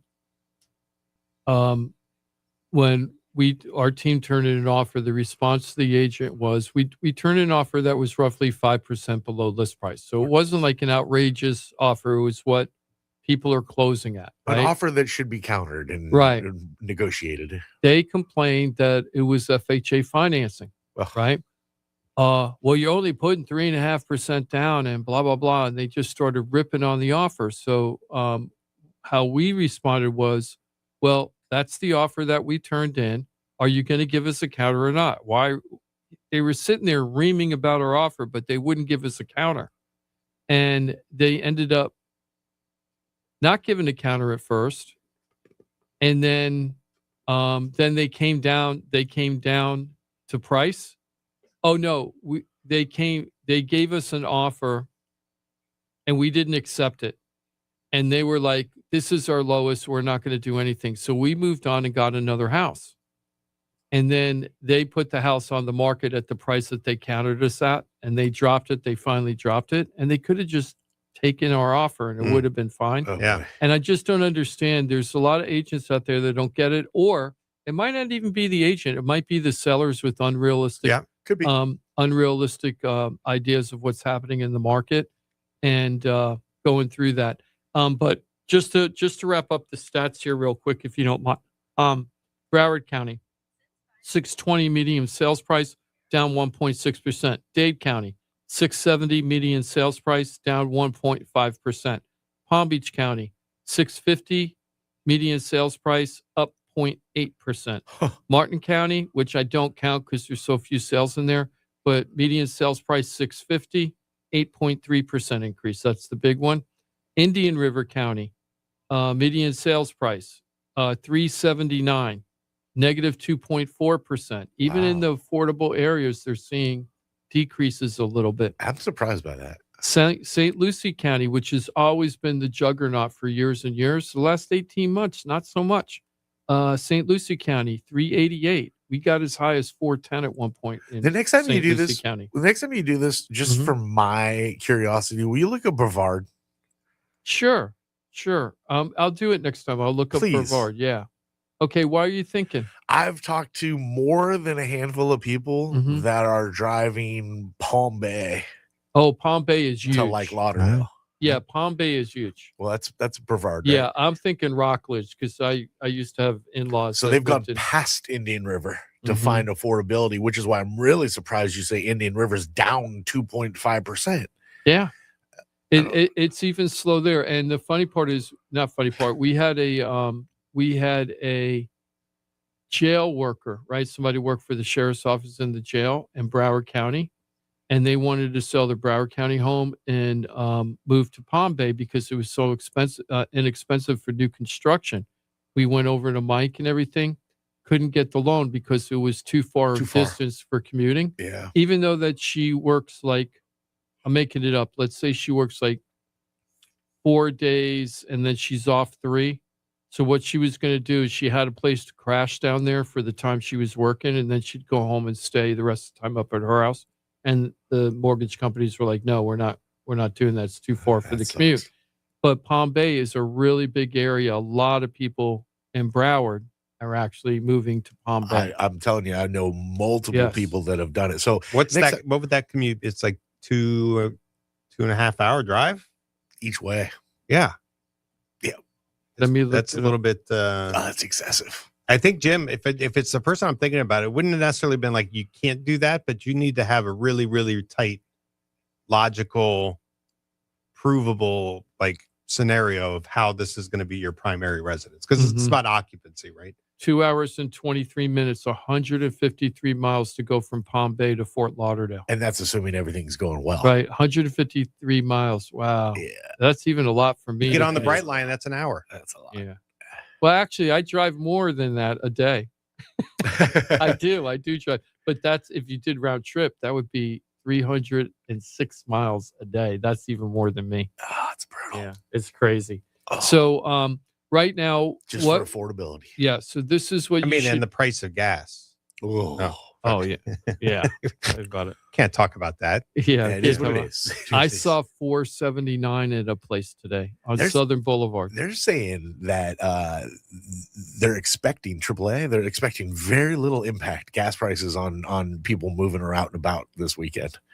That's not what I Very heard. little impact. That's what I've heard. I heard it's going to be the most expensive Memorial Day week. You know, you hear those. Oh, for those sure, but headlines, right? they don't expect it to thwart people's movement.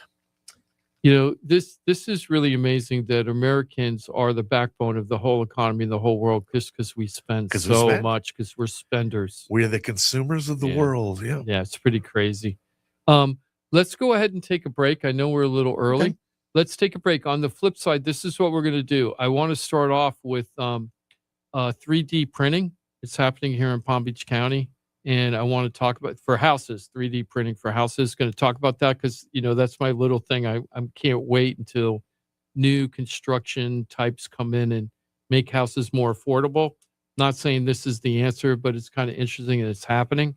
And then The AI takeover. yeah. And then we're going to talk a little bit about bonds. I don't want to get too wonky, okay? But I want to tell people what I think, and you could take it or leave it, but I want to tell them what I think you should be watching for instead of the Fed Reserve rate is the 10-year Treasury yield, which we've talked about a lot.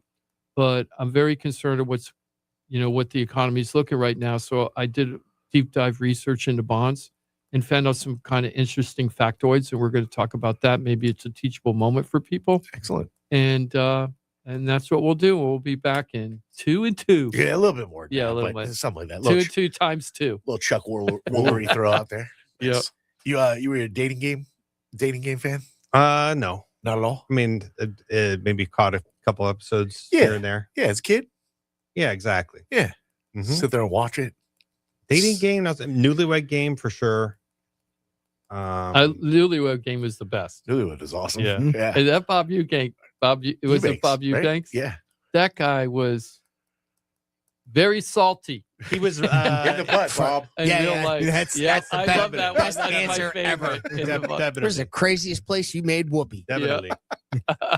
Yeah, he was Randy as a host, right? Well, and these Yeah, but off air he was oh yeah. he was triple X off air. Oh, Yeah. interesting. Who was the host? Bob Saget. Who was the host of Match Game? Wink. It started with the G. Link letter. The guy's name started with the G. Gene something. It was Gene something. That guy gave me creeper. Yeah. I mean, major creeper vibes. Even as a kid, I was like, man, that guy's creepy. Well, if we're gonna go all there, you got to mention this. What was the Chuck Berry one? Gene Rayburn. Gene Thank you Rayburn. very much. I got the Gene part. I was surprised. Yeah, he's awesome. But man, did he creep me out. Even as a kid, I was like, man, he is touchy-feely, forcey. Yeah, he's really Not as crazy. bad as Richard Dawson. There you go. Dawson was straight up make out with your wife in front of you. Do you think he would have been? Yeah, he would have been Me Too'd. He would have been Me Too'd if that it was was Family around during Feud, that right? Big time. time. Yeah. The youth today, Family they Feud, like right? saw like 60s, 70s, 80s. They'd be horrified. Yeah, like Oh yeah. social norms. Get over when it. it came to men and women. Oh, yeah. Get over it. Yeah, that's not acceptable for sure. Oh, that's a great call. Which one? right there. What did you say? Which Oh, one? Family Richard Feud. Dawson. Yeah, Yeah. watching Dawson just straight up make out with your wife. Yeah, I know, right? As you introduce the family. Yeah. So funny. Yeah. Go ahead. And it wasn't just like a it was the hand around the neck and everything. Pull the head in. Yeah. If there wasn't a partition separated, we had a handful of Yeah, pretty much. derriere. Yeah. Pulling her hips in. Good It's times. funny. That was so creepy. We're back in 4 minutes. Thanks for being with us every Saturday, Florida Talk Real Estate. We still got a ton of valuable information for you. If you want to join us, you still have time. 877-927-6969. Of course, if you're not comfortable on the radio, remember FloridaTalkRealEstate.com. FloridaTalkRealEstate.com. Access the entire team. Pros, experts in their field. You get them all at FloridaTalkRealEstate.com. We're back in four flat, actually. Florida Talk Real Estate right here on Real Radio. Think we're just in your car? Think again. Anytime, anywhere. Tell your smart device to play Real Radio 92.1 on iHeartRadio. Here's what's happening with the weather on Real Radio. I'm meteorologist Charlotte Carl with CBS 12 News. We're expecting mostly sunny skies for the rest of your Saturday. We are going to see a few brief isolated showers west of I-95 this afternoon, so keep that in mind if you are heading west. We are also going to be tracking abnormally high heat index values. We're going to be feeling like we're in the upper 90s this afternoon. This report is sponsored by Mattress Firm. Ready to upgrade to the perfect sleep setup? Let Mattress Firm sleep experts guide you to the perfect bed at the Memorial Day sale. Top brands, ideal comfort, score unbeatable deals on both.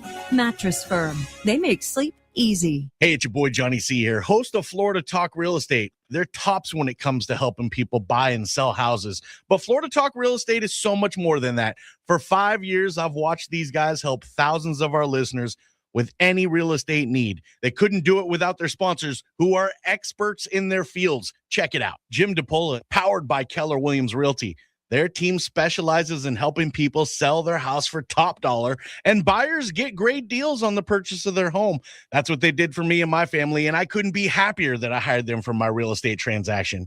Mike Rao from the mortgage firm is one of our favorite guests on the show, and he is the mortgage guy. Whether you're looking for a refi or a mortgage to purchase a new home, Mike Rao will get you the answers you need. The mortgage firm is licensed to do loans in Florida, Alabama, Tennessee, and Georgia, and they have local offices that cover all of South Florida. So if you're thinking about a refi or a new mortgage, go to the mortgage guy, Mike Rao, and find out what he can do for you. The Mortgage Firm, Inc., NMLS 189233, Florida license MLD 78, equal housing lender. The law office of Paul A. Krasker has been specializing in real estate law for nearly 25 years and has the professional team you need. Upside down with your house, Paul's team can help you conduct short sales, loan modifications, even if you're behind on payments. They also help you with foreclosure defense and bankruptcy. They can even help you get a student loan modification and repair your credit to get the score you need. Paul's full-service team has helped thousands of our listeners, and they can help you too. Trident Title LLC is the largest privately owned title company in Florida. When you need a title company to complete a refi, home purchase, or sale, Trident Title has got you covered. Not only do they offer competitive pricing, Trident Title has attorneys on staff to make sure if you have bumps in the road declaring title that you can get the job done. Beware, not all title companies in Florida have attorneys on staff. Trident Title does and complies with all the new federal regulations released last year. Ross Camaronets, owner of Brightway Insurance, has been helping our listeners get great rates on homeowners insurance plans. Haven't checked your homeowners insurance policy in a while? This is a great way to help reduce your monthly mortgage payment. Ross can also help with renters and auto insurance. Ross is only a phone call away and can usually get the answers you need same day. Call Ross today at 561-425-6228 or drop by his office at 873 Donald Ross Road in Juno Beach. So now you know why I'm happy to be part of the Florida Talk Real Estate Show, the longest running real estate show in Florida. And all these sponsors are just a phone call or a click away. Just call 888-973-7828. That's 888-973-7828. Or go to floridatalkrealestate.com. That's floridatalkrealestate.com. And don't forget to use the most accurate search engine to find your new home or ask for a free home valuation because floridatalkrealestate.com has you covered. That's floridatalkrealestate.com. From the Anajar and Levine Accident Attorneys Studios. Have you been in an accident? Call Anajar and Levine Accident Attorneys at 1-800-747-FREE. That's 1-800-747-3733. Real Radio 92.1 is WZZR West Palm Beach, an iHeartRadio station. Make us the #1 preset on your car radio and on the free new and improved iHeartRadio app. Listen for all your music, radio, and podcasts. Free never sounded so good.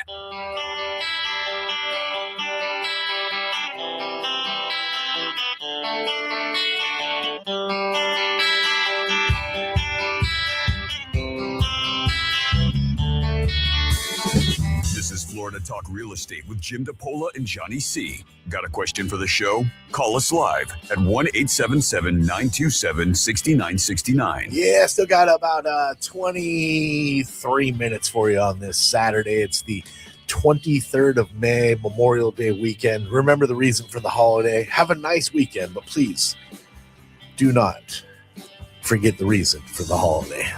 Many gave the most they can possibly get for us to enjoy what freedoms we have left. Johnny C, that's me. Jimothy, my producer extraordinaire. What's up, my dude? Hello, and good morning. Good morning. Of course, Mike Rao is here. He's the mortgage guy from the mortgage firm. Hello, Michael. Hello. Yeah, Mike, the mortgage guy with the mortgage firm on Memorial Day weekend. That's it. Lots of M's in there. Emmed it up. Yeah. Good to see you as always. Oh, you too, sir. Jimmy D's over here. That's our fearless leader. 14 years now, I've told you, plus that he runs a top producing Keller Williams team, the Florida Home Pros team, Keller Williams Innovations. You'll find Jimmy D in the team. There's Jim DePola. How you be? Oh, hey, I'm doing okay. I'm doing okay. Excuse me. Hope it doesn't smell in here. We got. I wanted to get into 3D printing in Palm Beach Gardens. There's a family that are building a 3D printed home in Palm Beach Gardens. Now, it doesn't talk about the square foot or anything of this home, but it looks pretty big to me. It's a single story, but it looks very spread out to the left and right. So I would assume that it might be as much as 3,500, 4,000 under square feet. Wow. I'm guessing. Yeah, it's a big Pretty home. big. That's pretty big. And they're doing it with a robot with the AD 3D printing. The whole house is being printed that way. that's crazy. So they're using some type of special concrete called Sika, S-I-K-A, which is supposed to harden and cure stronger than traditional concrete used in traditional building it in construction in Florida. Now, the woman that is building this house, the owner, she says that when they went to regular cinder block companies to see the difference between 3D printing versus traditional cinder block construction, that she says it cost about half, but she didn't really give any numbers in the article. This is a WPP. Which one was half? The 3D printing was about half, they're saying. It costs half the price of traditional construction. But I don't really believe that because she didn't really give real numbers. And then the owner of the company, which is called Marcos Designs, he said that there's this is definitely the future, he believes. But he also says that affordability is the goal, and we're in the process of getting there. So I don't really think it's that competitive with the block guys yet, but I think it will. And check this out. They're building that gigantic home. 3 workers to build the shell.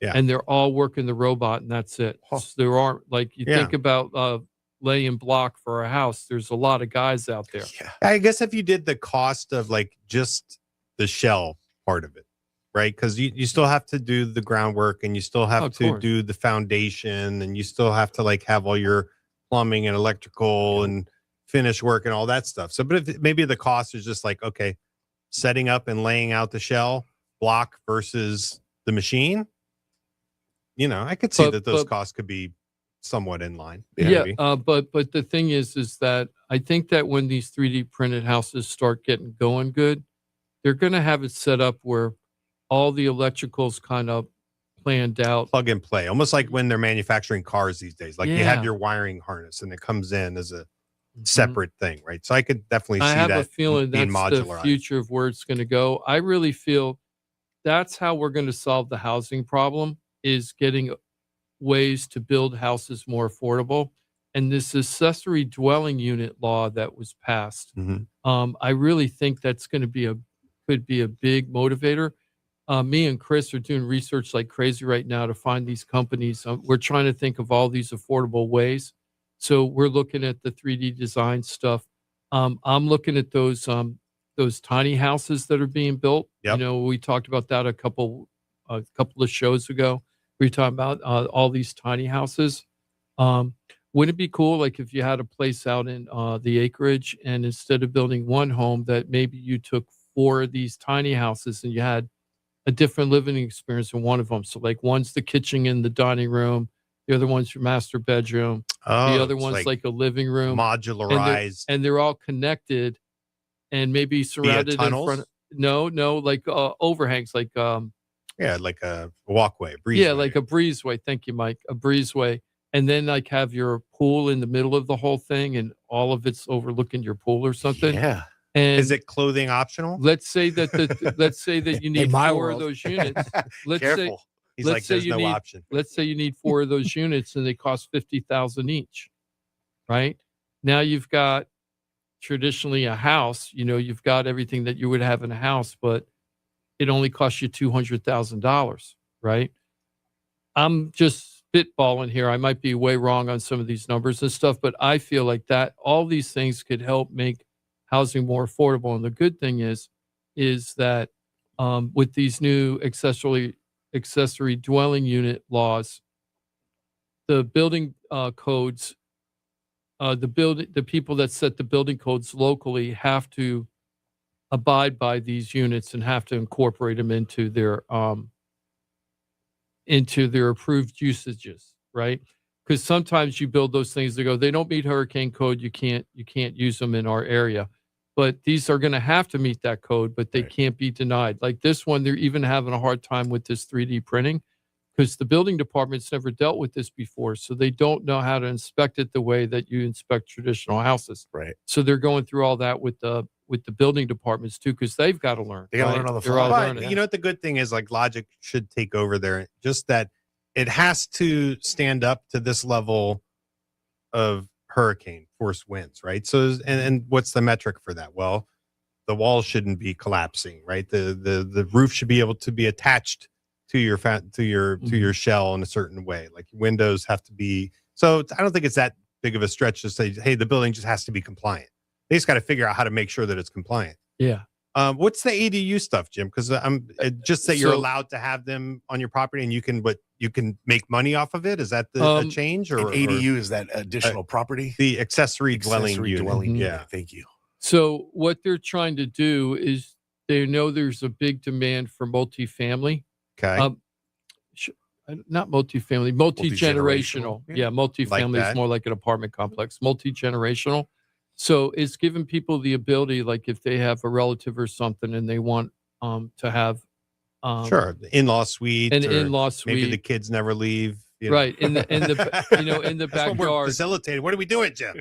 and the local municipalities have to allow that to happen now, right? Okay. They still have setbacks and everything. It isn't Yeah. like they can just do whatever they want, but Right. they have to be more amenable. The building departments have to be more amenable about this, which I think is all really, really positive So stuff. if you're sitting on some acreage, you can put in some of these tiny homes or container homes or something like that, and that way you can house more family members on your property, not necessarily that you can rent it out for vacation rentals or something like that. Right. Although I think that you should be able to do that too. That might be able to too. Yeah, I think you might be able to, because they're trying to figure out how to reduce rents also. So they're hoping that if people create more rental units, it'll drop the prices. So, but there's more restrictions on the rental than just having your ADU for a relative purpose, if you will. Right. The other thing that happened just recently was they passed the ADU law, and then they also are passed the regulation that's going to stop the big investment companies from owning rental properties, too many. Right? Yeah. And we talked about that a few and weeks we ago. talked about that a few weeks ago, and really that's The just impact of gonna that is it's going to be minimal. Yeah. The other thing that's Feel gonna, good legislation. the other thing that's going to be minimal is, and we're getting into the bonds now. We're going to talk about the bonds. Is that I just saw the president talk about this again. Haven't heard in a while, and he was instructing. I don't remember who that Pulte guy is. The guy that owns the construction companies, Pulte. I don't know if he's the commerce secretary or whatever, but that guy, I think he's the housing FH. He might be it's Bill Pulte, Mike. I forget what his title is, but he's involved in housing. Urban development or something. What's Is the it HUD? what's the overarching thing about Freddie Mac and Fannie Mae, Mike? What's that company? Yeah, the FHFA, so Federal Housing Finance Agency. And I think he's in charge of that. Okay, so yeah, he is currently, or he has served as the director. So I don't know if he he's isn't there currently anymore? the director. Well, what they did is Trump just said in a speech in New York yesterday that he directed, and I heard about this months ago, that he directed them to buy $200 million in mortgage-backed securities, right? To try to drop the interest rates because Jerome Powell wouldn't, right? But Jerome Powell, Yeah, it was kind of we have to solve the affordability crisis, and so one of their one part Tool. of their plan yeah. was to increase liquidity in the mortgage-backed securities market by just becoming a buyer of those bonds. But the problem with that, I just did some research on that, and what it showed me was 200 million is about a day's worth of buying. Yeah. And that there's over 9 trillion a year that are bought and sold. Yeah. So this is just like a little type drop in It's the kind of budget. like when you're asking for donations and you're like, anything helps, and then someone drops you a nickel and you're like, thank you. Yeah. Thank you. And it all but they're goes, making it sound, but they're making it sound like this is going to be a panacea. It's not going to solve the problem. It isn't really going to do anything. It really is going to do nothing. So that's happening. That's a nothing burger. The whole institutional investor is blocking them from buying stuff. And I'm kind of emotionally, I'm in favor of that regulation, but realistically, it's a nothing burger. It doesn't have teeth. It doesn't do much. anything. Yeah. It's just a bunch of, hey, we did this. In Okay, good theory, for it you. sounds great, but in practice, it doesn't do What much. were you saying, Mike? I interrupted. it's arguable that the dropping interest rates doesn't solve an affordability crisis either. Right. True. Because if it goes hand in hand with, It's going to go crazy. Make it worse. Buyers Really. coming out, right? Yeah. So what's the real solution, Jim? More inventory, I suppose, more housing. What I think the real solution is that people get used to, like, we try to keep the interest rates to around where they are now and keep them kind of stable. You know what I mean? And that income, More money. right, people's income raises, but the interest rates stay the same. Because if we drop the interest rates, we are going to have a boom again, just like we did in COVID, and it's going to make everything even more unaffordable for a lot of people. So this is not a bad real estate market. It's a solid. Yeah, it's neutral. It's very, yeah, I want to say it's a neutral real estate market, but people don't feel like it's neutral. What they won't realize, and God forbid if we get to November 2023 again, people forget we are at 7.79 back then, right? Oh, by the way, interest rates. Let's talk about that. The good news is I was talking to Chris. Chris Peterson, yeah, the pivotal cog, the pivotal cog in the Florida Home Pros. Home Pros team. Yeah. And he texted me. I'm going to take this as a win. He's like, "Hey, Mike, did the rate movement this week have any impact on the down payment assistance? And he said, because did the rates move into 6.75 have any impact? And I said, 6.75, like where are you getting that? And I looked and Freddie was at this week 6.51. So there's some news sources out there that Chris was looking at that had the rates at 6.75. So I feel like that's a little bit of a win because it wasn't that bad. Right. Yeah, right? It did tick up a little. But it did go up a go, little it bit. went from It didn't go up that high. 637 to 651, which is a jump, and we haven't been at 65 in a while. It's January was 5. It was August of last year was when we were at 65. You sure about that? That's what I read from the Florida Realtors. What do you see, Mike? What do you see? I mean, we were at 6.46 on April 2nd of this year. Yeah, and that's the point I was going to try to get to. Still over more than 18 months now, we've been hovering between 6% and 6.5% for a very, very long time. And I feel like that, in a way, is the sweet spot for interest rates, where it's not increasing values unattainably high, creating like a boom like that. And we're also not like dead. The buyers are coming back. We're talking about all these buyers coming back. And you did some 100 sales or pending sales for April in Palm Beach County. Yeah. You did like April to April stats of the ones you were talking about. I think you said Palm Beach County had a slight increase.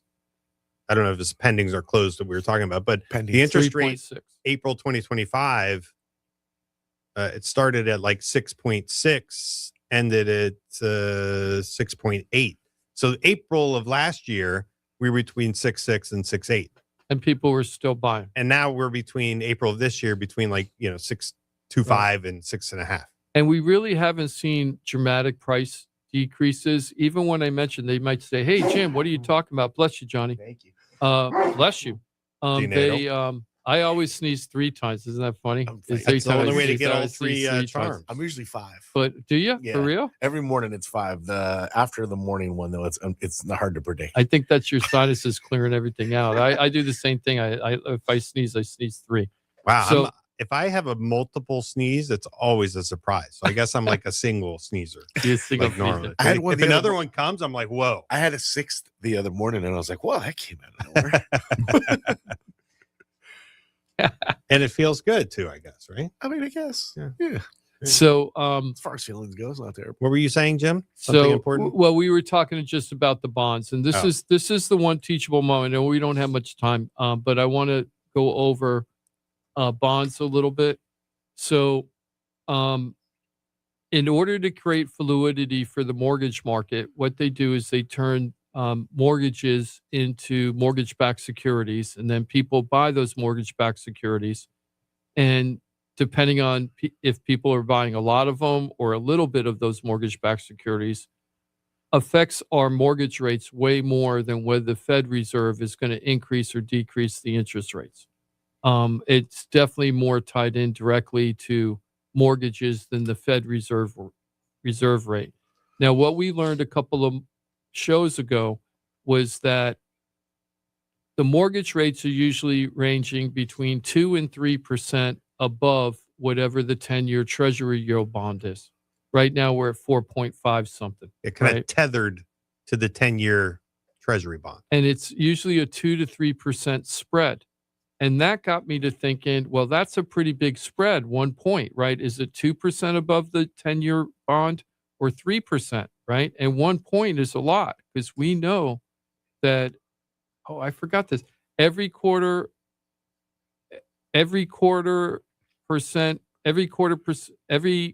point increase in the interest rate is 10% of your buyer power, right? I got that right. Okay. Yeah. So, because we haven't said that in a long time, I forgot that burned in my head. I know. I was like, man, that's. I don't think I got enough sleep last night. I'm a little off today. So, you sure it's not 1% is 10%? Is a 1/4% change? No, is a 1/4% is 10% of your buying power. Okay.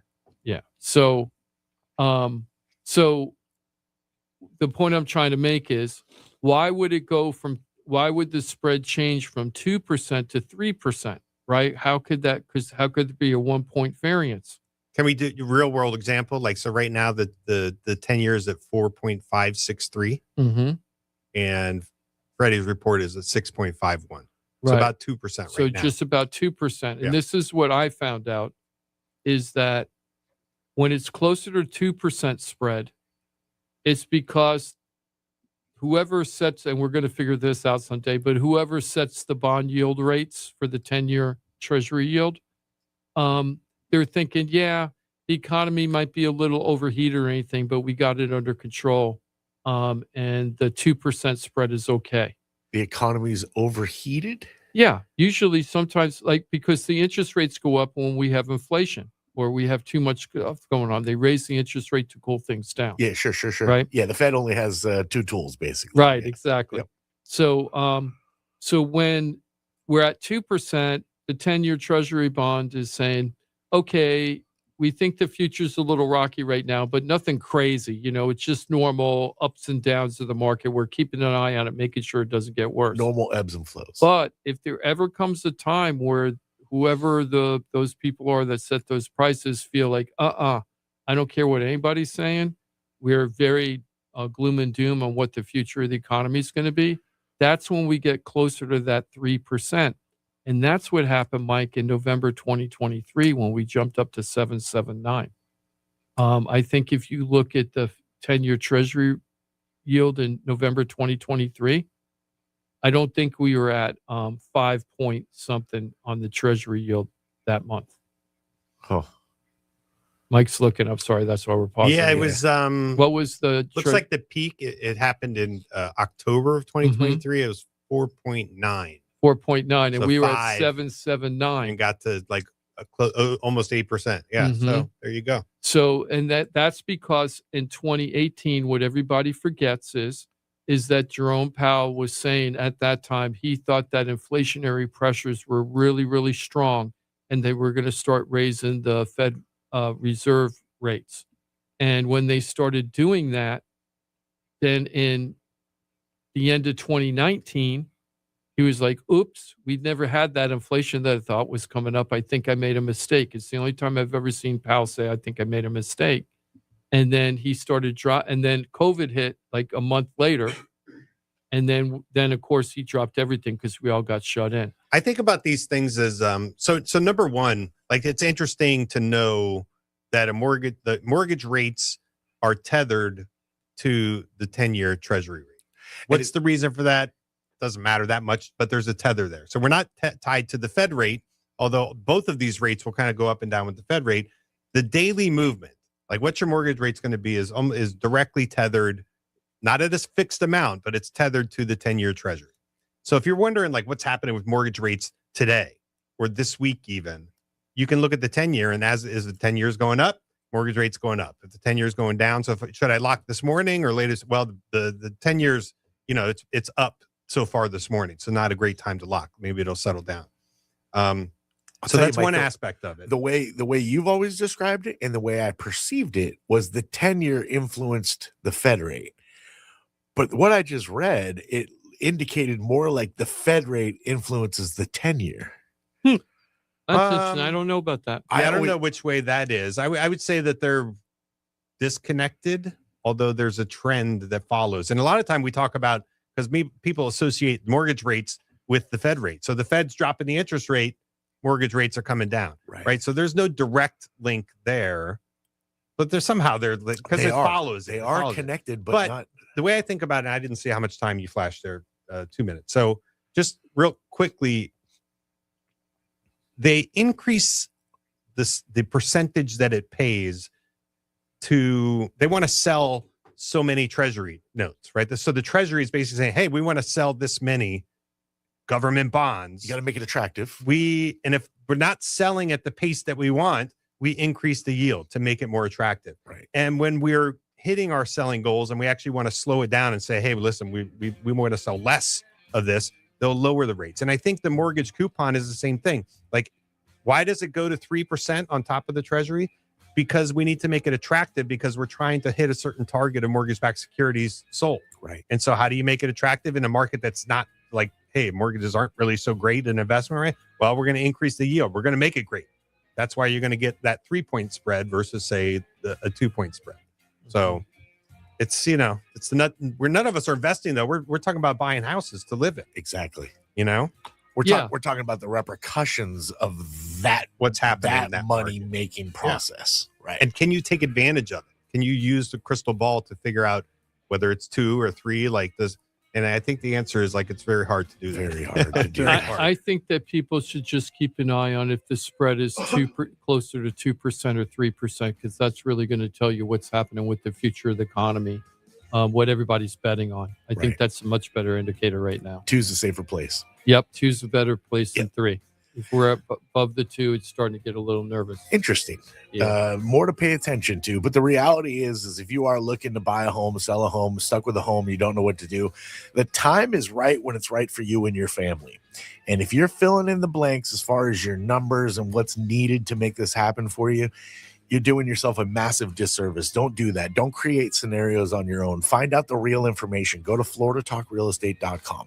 Find a professional that can give you the guidance, the understanding, and maybe even lay out the roadmap to what it's going to take for you and your family to accomplish what you're trying to get done.